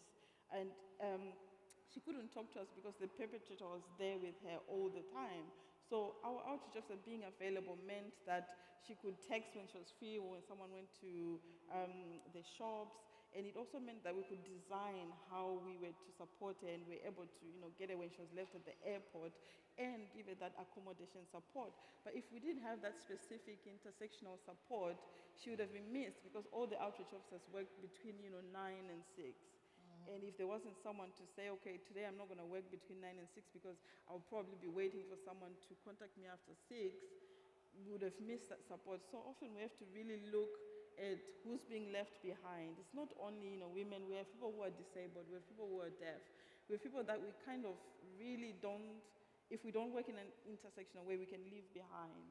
So we continually have to think of that, who in our space is not there, who's not being supported. Thank you, Maud. So, Ben, let me ask you, whilst interviewing and engaging with many people over a wide range of our society, we just heard from Mananu about the pressures and the mental health and well-being. Is there something, as an experienced and very senior journalist in this field, that you do that provides a layer of support if interviewing and when interviewing asylum seekers and refugees?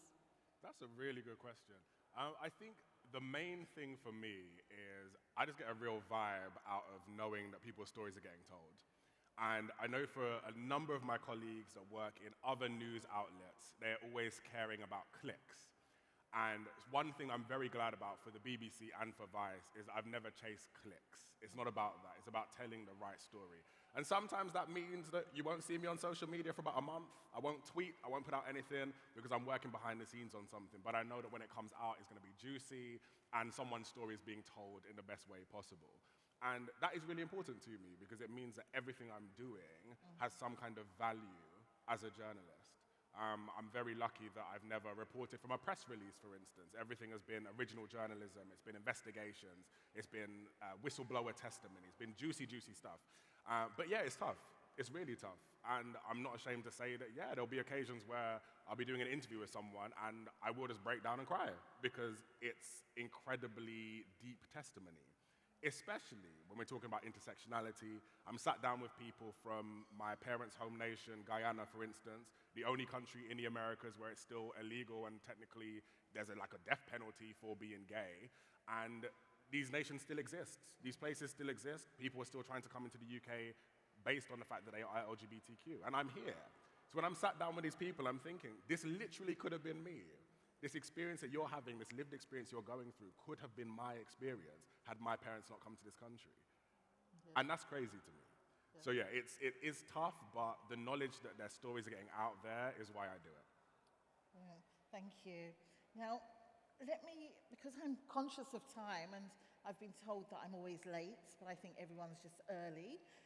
I want to make sure that there's a particular question that I ask all of you, but I want you to talk to me about what we in the audience and we here can do differently. What are some of the other campaigns around Pride and no detention? What can we do to support in a meaningful and a not performative way? I think it's a very complicated question, but I would say the first will be to understand in the context we are living, because we hear a lot of news, we hear a lot of information, but we actually don't understand.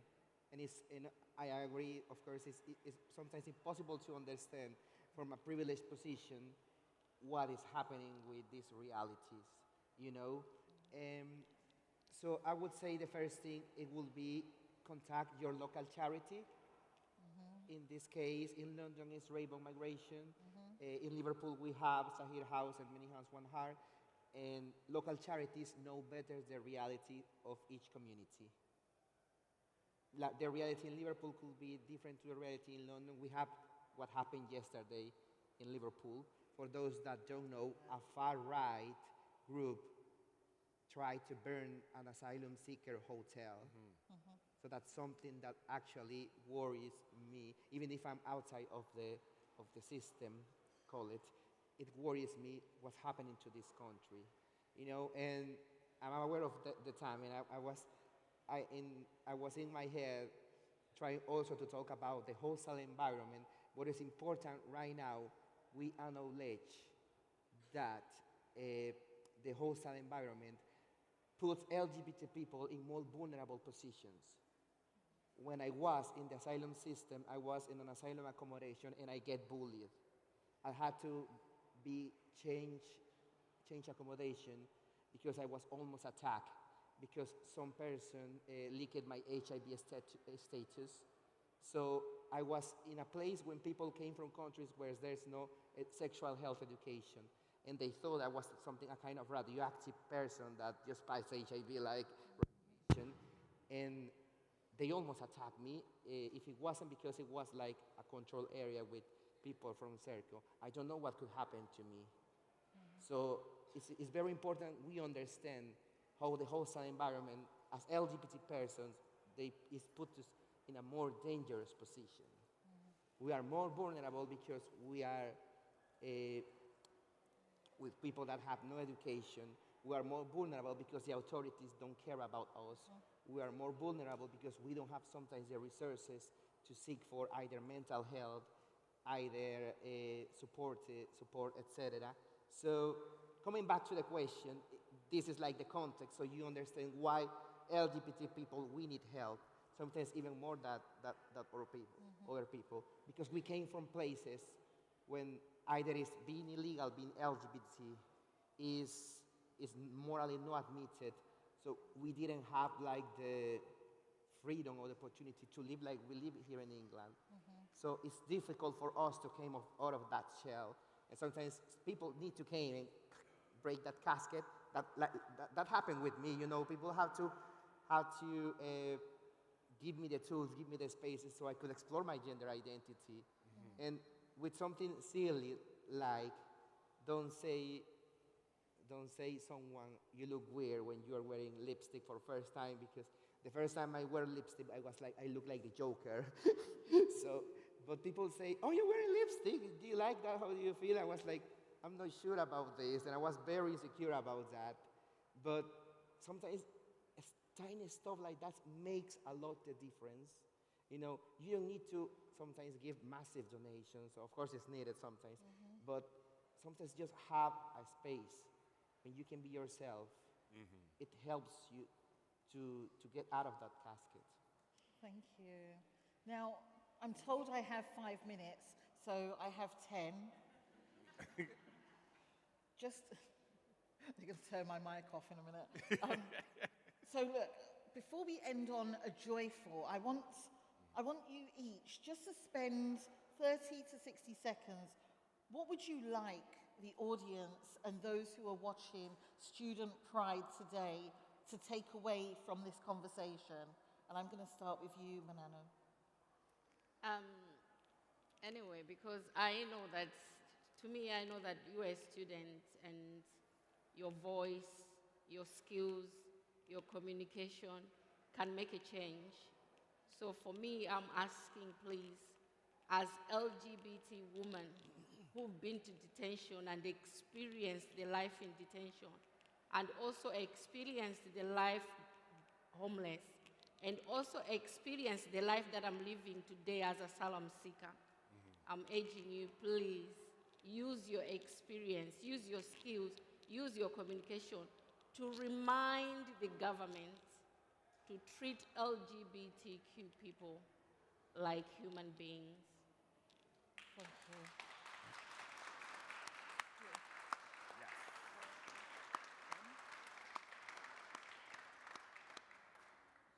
Is it my turn?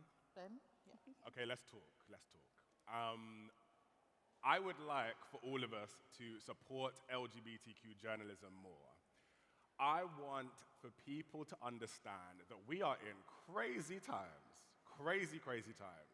If I can sit here and say that I am scared by what I'm seeing the government do and what people are getting away with as a result of us not paying enough attention to what's going on behind the scenes, that should scare you as well.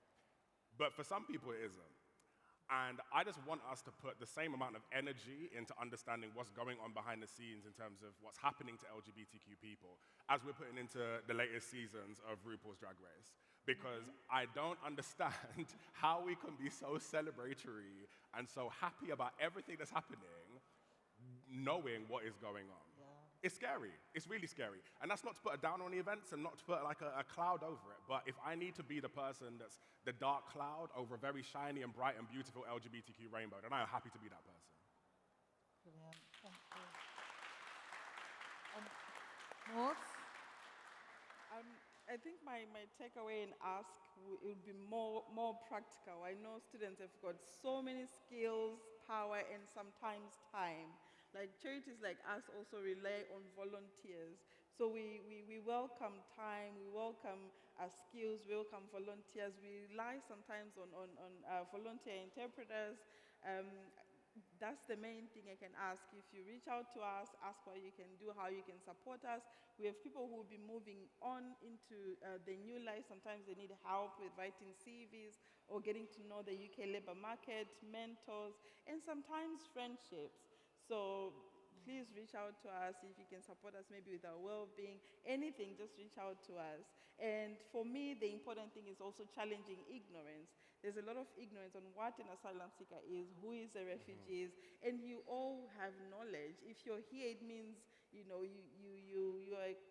know about the issues. So it's important to challenge ignorance because in the end, we need to change the hearts and minds of people for us to reach at least humane treatment for refugees. Thank you. Okay. And what would you like people to take away? Latin American feminist groups has this saying that is in Spanish is, si tocan a una, nos tocan a todas, which means if someone touch one, they touch all of us.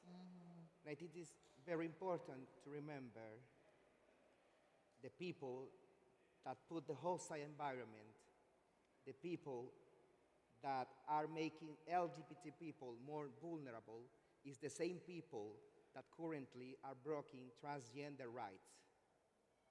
So if they came after the more vulnerables, which are people that usually don't have who can came for them to protect them, they will come later for other ones.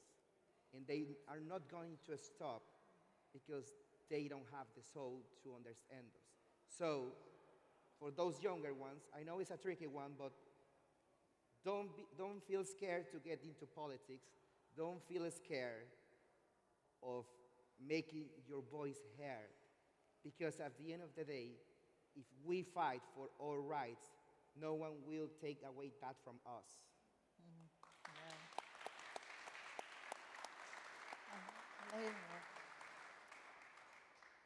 I've also got a practical one for you, which is to join our campaign to end immigration detention.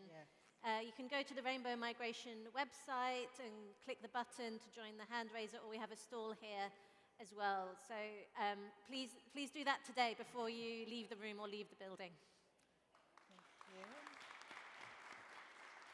So, yes, I know time, and I can see them looking at me. I might take my glasses off so I can't see anything. Just means that I can go over a little bit. Look, often our communities are framed in the context of the violence and everything that happens to us. I always like to end on what does queer joy feel like to us? So, just very quickly, this is a one word. What is bringing you joy and hope or making you feel good? Oh my gosh, I was expecting right now? Right now. I think seeing so many people in this room is bringing me joy and making me feel good. Thank you all for being here. Brilliant. Having spaces to be heard. Brilliant. That was having a space to be heard. Freedom, just freedom to be me. Yes. Me, I love a good buffet, personally. That's bringing me queer joy. But no, aside from that, generally, representation. The fact that events like this exist now, incredible, incredible. Brilliant. Manonu? For me as well, it's freedom. Really, I want freedom. Thank you. Now, we do have to remember the joy, even though times are challenging, because once we stop forgetting that there's hope, we lose sight of what we need to campaign for. So I would really like to thank my panelists for being here on this occasion to speak truth to power, especially Mananu and Arthur Brittany, with your lived experience that you've shared with us all. Ben, of course, journalism, we hear you. Maud, Micro Rainbows, doing great work, please support. And of course, Layla, Rainbow Migration, this is the organization which is supporting Student Pride for this panel. The CEO's here, they will be around, please speak to them, and let's be meaningful and intentional about those call to actions that you just heard. So happy Student Pride, and thank you so much for having us. And thank you to Lady Phil! Thank you to my panel. Please give it up for the panel. So, by the way, I'm performing in 15 or 20 minutes upstairs. If someone wants to come and see me performing, there is a performance. Ooh, you didn't tell me that. Narrating the journey of my gender identity. So come along and listen to some nice music and my story. Like 15, 20 minutes on the music stage. Thank you. Woo! Well done, bro. Oh, well done. Thank you. Steve, I hope Thank you. Hold up. Thank you. Wait. Before you scurry off, just know that there is a panel starting in approximately 5 minutes on addiction and sobriety. Now, the funny thing about that panel is a lot of us think we don't need to be there, but really it's something that everybody should attend. I think that panel is going to be a real highlight. We've got Cliff Joannou, the editor of Attitude magazine, a good friend of mine, is going to be leading a really, I think, a very urgent conversation about sobriety. And I know there will be a lot of people here today who are also... A beautiful one. So that'll be in 5 minutes. If you need to grab a drink or run to the loo, this will be a good time. Otherwise, let's thank some sponsors. Sponsors. I love sponsors. They give us money and they make our gay drinks we like come money. You give we it to need us money. and we appreciate it. We love you. Money. Let's talk about who we love.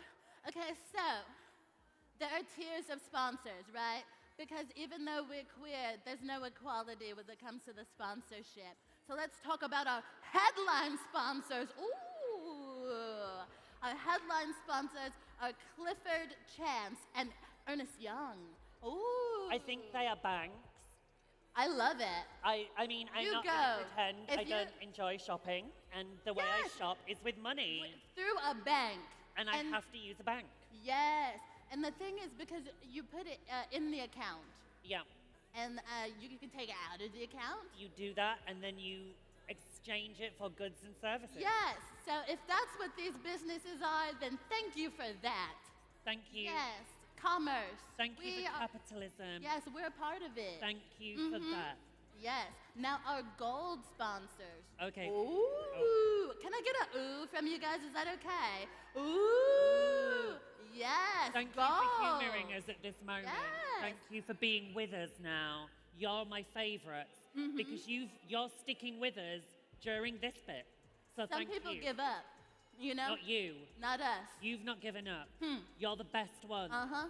You people. They're the faithfuls. You're the faithful. You're the faithful.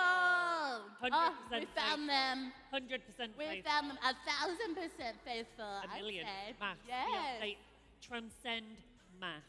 Speaking of math, these people gave so much money, which you count in numbers. Numbers. Yes, I know them.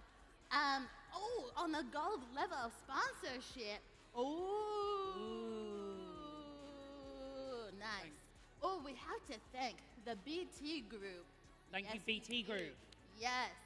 Yes. Telecoms. British Telecoms. I love with my telecoms. Let me tell you how I want my telecoms. Let's make telecoms British again. Yes! They should have never not been. Yep. BT. How about that? Also, who would like to thank Unite Students. Get those students together. Unite Yes, students. I'm tired of it being apart. Always. Daytime and nighttime. Yes. United. Unite them. Always. Those students. Thank you, Unite Students. Thank you, BT Group. Oh, wow, another level of sponsorships. Wow, our silver there's more. sponsors. Ooh. Wait, there's more. Oh, but wait. But wait. There's more. Silver sponsors are Creative Assembly. Wow, not just any kind of assembly, really. Very great. Thank you so much. And see, I like the clap that's going on there. Yes, and I like that because it's dainty. It's giving Royal Ascot or something. Like it's giving I support horses being abused for sport. And that's rich people stuff. But it's a fancy clap. It's a good, keep that fancy clap, yes. I feel like you could use that clap at the door in Harrods and they would just give you stuff. That is, thank you for joining us newcomers. Yes, Hello. welcome. Hey. Welcome. They're ready for the Welcome. next panel. Have you guys just got to the thing now or just to the room? Oh, I love, welcome to the room. The middle part gang. I'm here for it. My middle part girls. I can relate. My middle part people, excuse me, I don't mean to gender you. I don't know you. Well, I'm assuming who you are. I have no idea who you are. I just know you got a middle part. Okay. Do we have any more sponsors? Oh, you know we do. We do. Wait, we do. It's another bank. It's Love it. Lloyd's. Love Bank Group. Lloyd's. Lloyd's, the one with the horses. I think they have gay Yes. people in that advert. Yes, that's good. nice. I We like that. Because gay people bank too. Yes. That's true. Everyone We has love money. that. And you know the horses.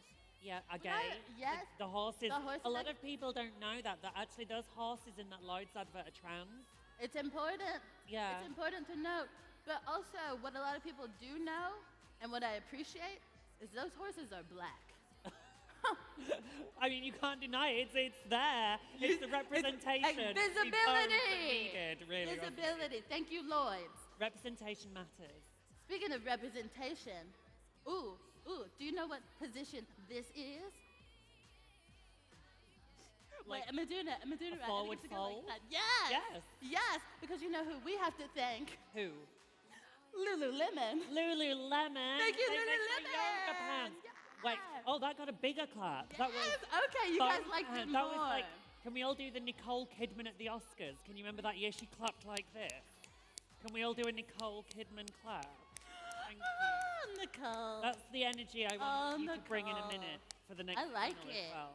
That's because sometimes when you do the regular kind, your fingertips That's too much. Yeah. For me. The pain of your fingers touching Yeah. is difficult. I'm a palm person myself. A palm piler. Yes, that's what I like. Don't let those fingers touch, That's just the just me. palms. Yeah. Wow, Lululemon. Supporting us now. Wow. And they support me during yoga because they do my sports bra. So they support me in so many ways. They've paid for our LED lights. Lemon. And they've paid for my underwear, which is really much appreciated. Last week, I was having a really tough time, and no one was there for me. Oh.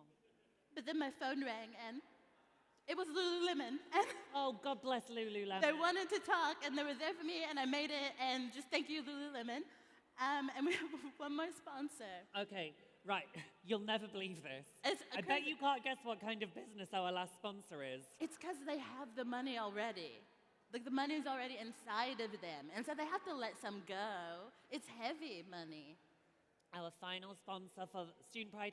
And we're kidding around, but we appreciate we can't be here. We have an army of volunteers. Yep. We couldn't be putting on this event if we didn't have sponsors. They're handing out a million free drinks. Can we have a big round of applause for our crew? Yeah. Who have been working very, very hard. And they were here before I was here, and I was here kind of early. So thank you very much. Wizards, absolute wizards, magicians and whatnot. Wizards. You know, no Wizards. J.K. Rowling stuff, but absolute magic. Real wizards. Yeah. Real wizards. Great stuff. Oh my goodness. Oh, we've not actually said Santander, though. The last one That's was my Santander. fave, Santander! A lot of build-up, and it was Santander I all love along. that. Do you know, there's a rapper here, and they call him Santandave. But for a while I was confused, and I didn't know if there's a difference between Santander and Santandave. There is. A lot. You should find out. Wow, Santander. Have you ever banked with Santander? To be fair, my mother works for Santander, so Wow, I'm you're probably not sponsored. allowed to slander Santander because they do employ my mum. Yeah. So a special thank you to Santander, actually. You're sponsored by Santander. Literally brought to you by Santander, yes. Wow. Let's gather. Let's draw this together for our third and final panel event of the day. Are we ready for a If you're third still and in the final panel toilet, you need to come out now. Are we ready? Because it's nearly time. Come and sit Okay. down. If you are already in our audience, can we get you to move forward a bit? Yeah, All would right, you if mind you're able to? if you're right and Draw you're comfy Because we too. want our panel to feel your love. It's just better. We want you to just move a little bit, especially if you're in the nosebleeds. Come on down. Because we're Right. gonna have a heart-to-heart. Thank you for humoring me. I like this. I We like want this. it to I like feel intimate. Yes. Not sexually, Yes. but psychologically. Yes. Emotionally secure. Isn't Yes. that what we're all looking for? That's what we want.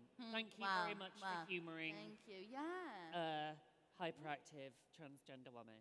Oh my God, do you identify as hyperactive? I do. Same, genuinely. actually. Yeah. Fabulous. In that case, we are ready to roll on a really, really important talk. It's our third and final panel of the day, looking at addiction and sobriety in the queer community.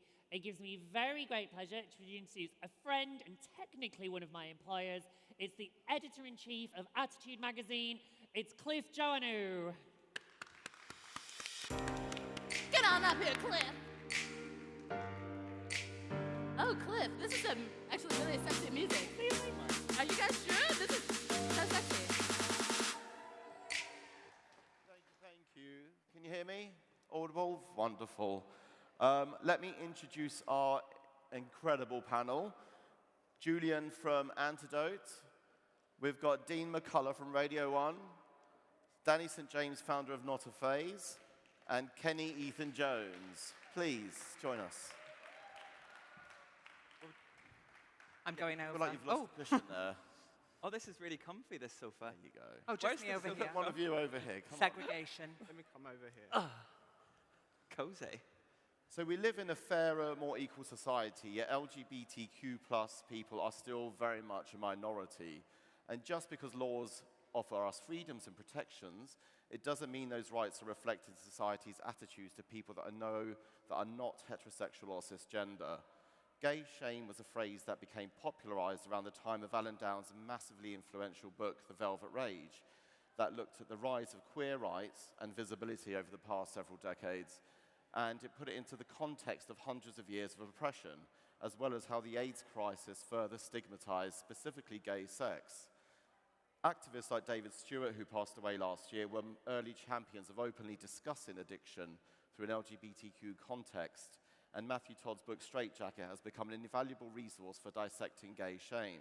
And while gay shame is often used in relation to gay male identities, I think it's probably more relevant to use the term queer shame, or we'll just refer to it as shame today, because obviously we want to reflect the experience through an LGBTQ plus lens. So, Dean. Yes. Welcome and thank you for joining us today, not on the radio. This is cool. It's nice to talk and actually see people, not just be stuck in a black box. So thank you for having me. I know. You have a high-profile job on Radio 1. So why do you think it's important for you to share your journey through addiction and drug and alcohol abuse? It's a weird one, really, because whenever I started at Radio 1, I was already 4 months sober. So my journey at Radio 1 has always been sober, but I've been a presenter for 13 years. And so I sort of look at my career so far in like 3 different parts. And the part that I'm in at the minute is like part 1 of the rest of my life.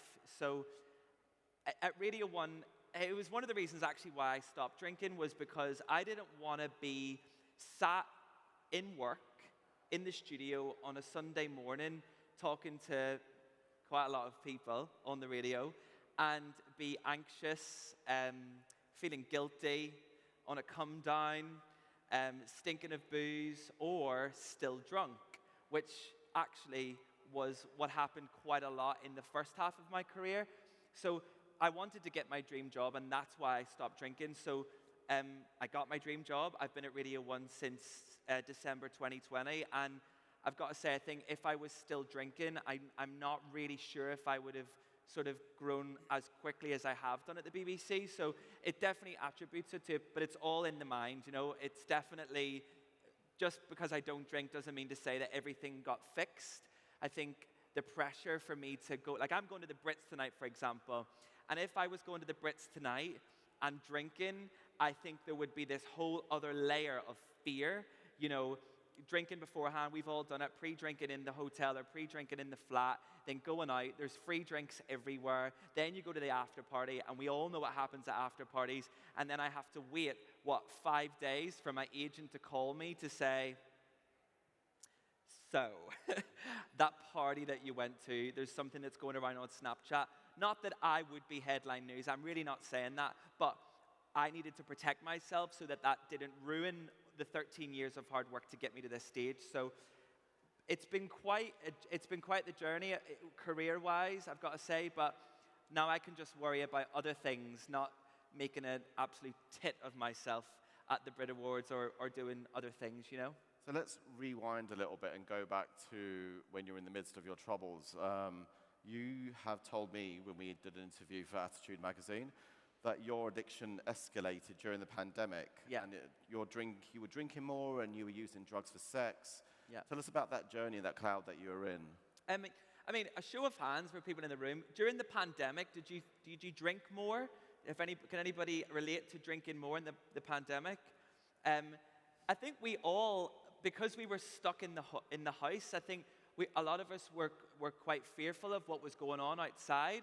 And the things that we normally access externally to get ourselves a dopamine hit or just to feel something, that all got taken away from us. So gigs, just human contact, all of those fundamental things that we need as individuals in order to survive was taken away from us.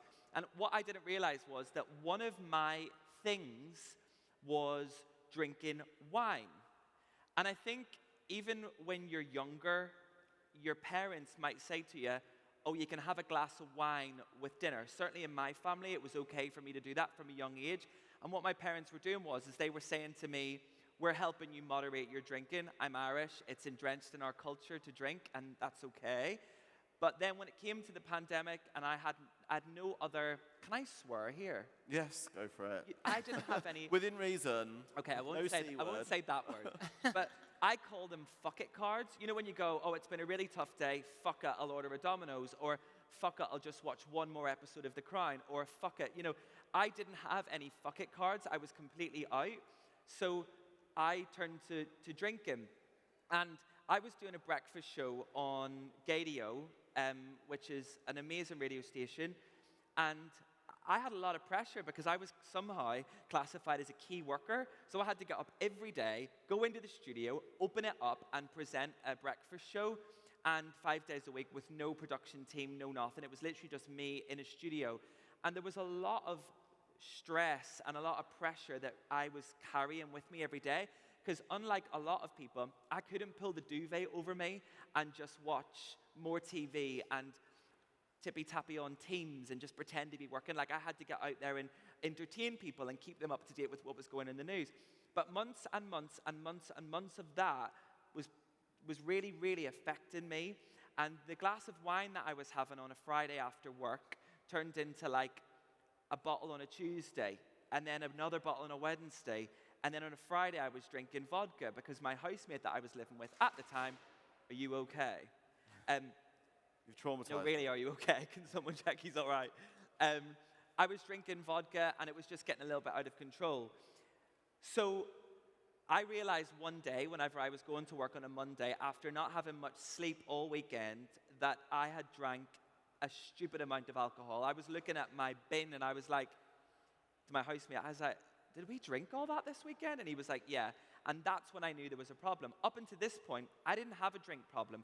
I went out, got dressed up, going around Soho because I wanted to be out and to be mingling and to be having a good time. But in the pandemic, because I had no more fuck it cards, I was drinking. And then that's when all of that sort of darkness came and the more pressure, more anxiety, it all just got on top of me. And I then went into a state of a vicious circle and cycles of behavior that I had already done when I lived in London from 2014 to 2016. I couldn't really tell you what I did, but things happened. I was going to parties in Vauxhall.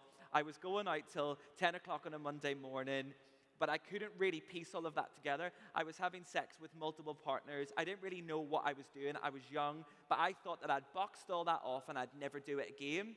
And then in the pandemic, I found myself doing a lot of those same things. And I was like, shit, right, stop, help, push the button, you know? And I still didn't think I would give up. I really didn't. I knew that one day I'd stop drinking, but I didn't think that I would be like sober this early in my life. So I had a party for Manchester Pride. Everyone came back to my house.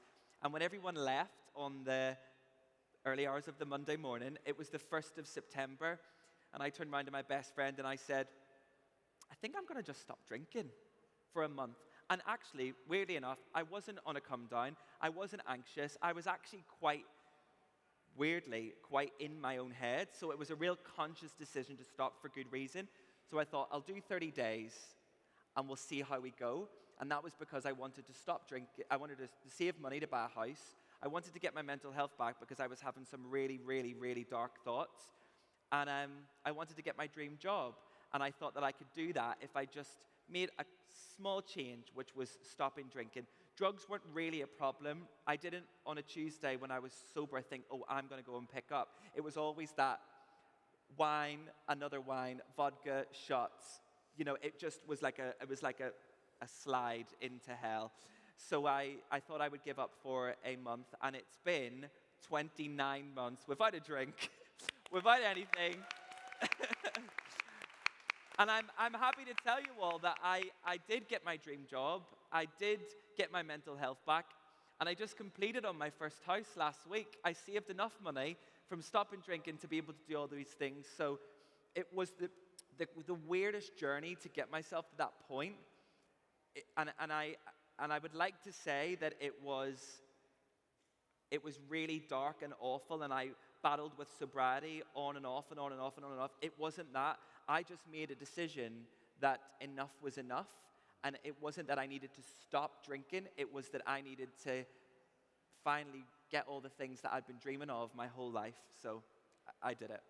Congratulations, it's wonderful. Thank you so much. I think it's important to look at the roots of why we drink and why we take drugs and what we're running away from. And you've spoken before about growing up in a single-parent household in Belfast, and you were bullied every day at school. Yeah. Like, so was your drinking and your drug taking, was that a trigger from the bullying that you received as a child then? Yeah, it definitely was. And I actually think that the reason why I started to take drugs in the first place when I first moved to London, so I moved to London when I was 17 for drama school. 17, that's so young, but I thought that I could do it.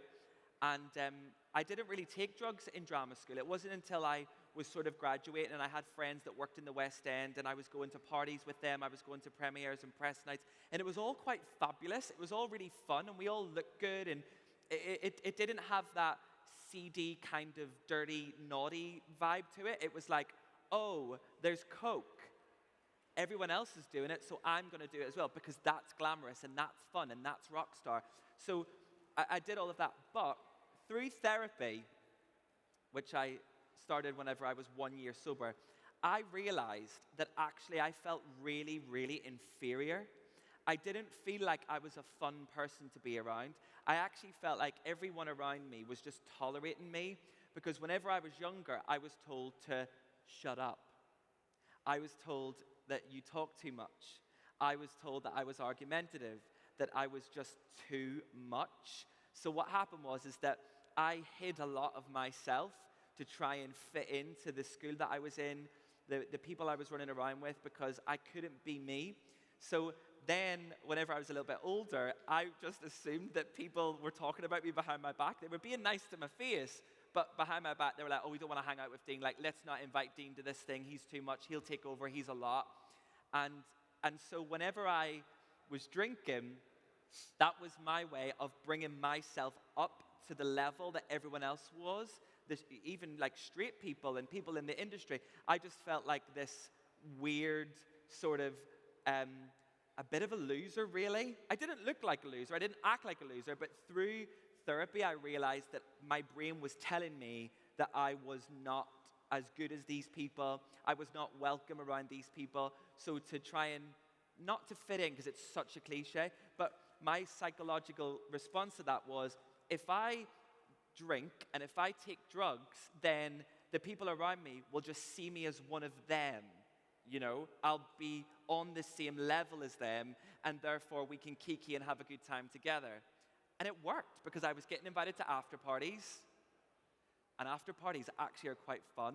And I was like, okay, this is cool. People wanted to hang out with me, and I thought it was because I was me. It wasn't. It was because I was a party friend, and they would ring me because they knew that they could have a good time with me because I'm actually a fun person.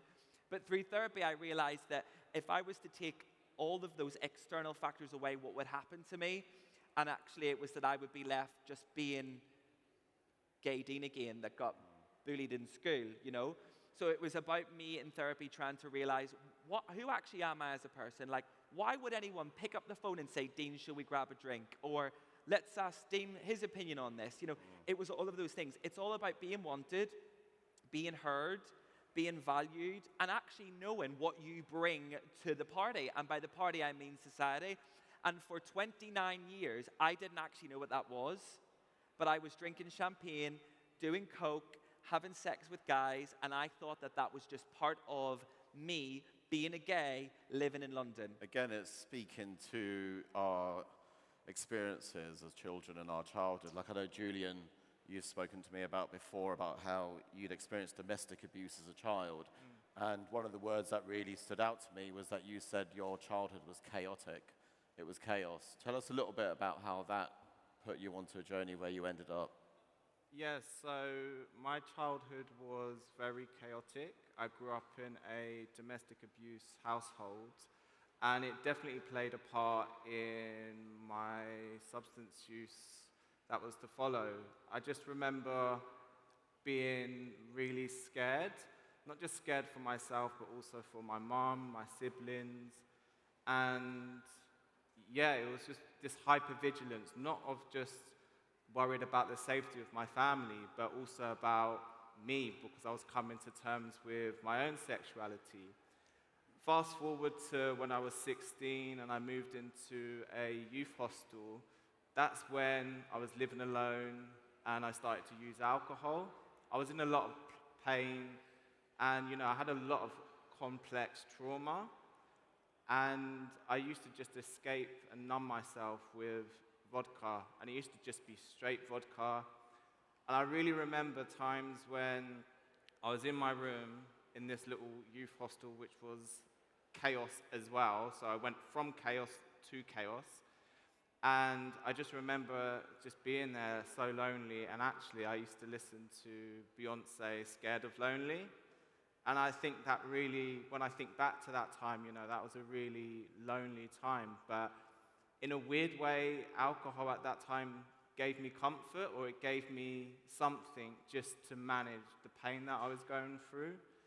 And yeah, it was extremely difficult.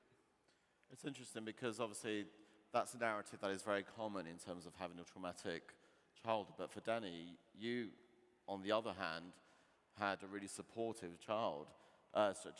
Like, your parents embraced you as a trans person, and that wasn't, your experience wasn't similar to Julian and Dean's. Yeah, it took a while. The gay came first, the trans came second. I think that was indicative of growing up in the 90s, though trans wasn't really on the radar for me. They understood the gay thing really quickly and got on board with it. And my dad just thought that I was like David Bowie or Boy George. Probably not Pete Burns, but call a spade, Pete Burns. And then, yeah, when I came out, they were cool. It took a while with the trans thing. Obviously, with my dad, I think dads are just a sticky area for everybody. If I did a show of hands, who's got a tricky relationship with their dad, I think it would be a sea of hands, Oh, me. And it took a while. I think my dad felt like he had to grieve the loss of someone, and not that I'd been there all along, just with a different mask on for a while, But in terms of childhood, I was so lucky. Considering where I grew up, I'm from Barry in South Wales, Barry Island, and not the most liberal place. And I returned to my LGBT friends in the area, because we always find each other. And they were having a horrible time. I mean, being ripped apart and had horrible families and were bullied mercilessly. And it wasn't my experience. So, yeah, and I understand the privilege in that, and I understand how lucky I was. I mean, my school had gender-neutral bathrooms and unisex uniform. There was no gender in anything, and I went to a Catholic school with nuns. It doesn't make any sense. You're bucking the trend. Yeah. But then your slide into addiction came later. Oh, yeah. And that was around different circumstances. I think if you're an addict, you are born an addict. And something that I like to make really clear is that, although my addiction ruined my life in terms of alcohol, men, drugs, addiction has been in every aspect of my life. I'm an obsessive person. And when I was a kid, that would be, I had to have the most of, if it was collecting things, I had to have the most. I'm an addict to that thing. It was always the most of everything. And it wasn't, you're right, it wasn't until later in my life that it manifested in what in society is demonized so much. But I'm an addict of everything. I am an addict through and through in anything, and I have to manage that constantly because it comes now. I mean, I'm over 3 years clean and sober, and I still have to keep a check on myself to be okay, maybe put the Instagram down, maybe put the sweets down, maybe put the cigarettes down. I have to monitor myself because addiction operates my body as if it's like a control room in the back of my head, and there's a little gremlin driving me, and that gremlin is like addict, addict, addict, addict, addict. When did you recognize that addictive side to yourself? How did you, was it through therapy? Was it talking? How did you? NA.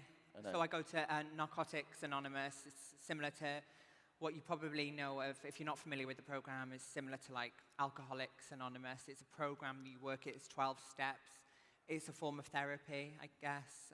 You have a sponsor. You can go to as many meetings as you want a week. It's like group therapy. And the 12-step program is like a big mirror that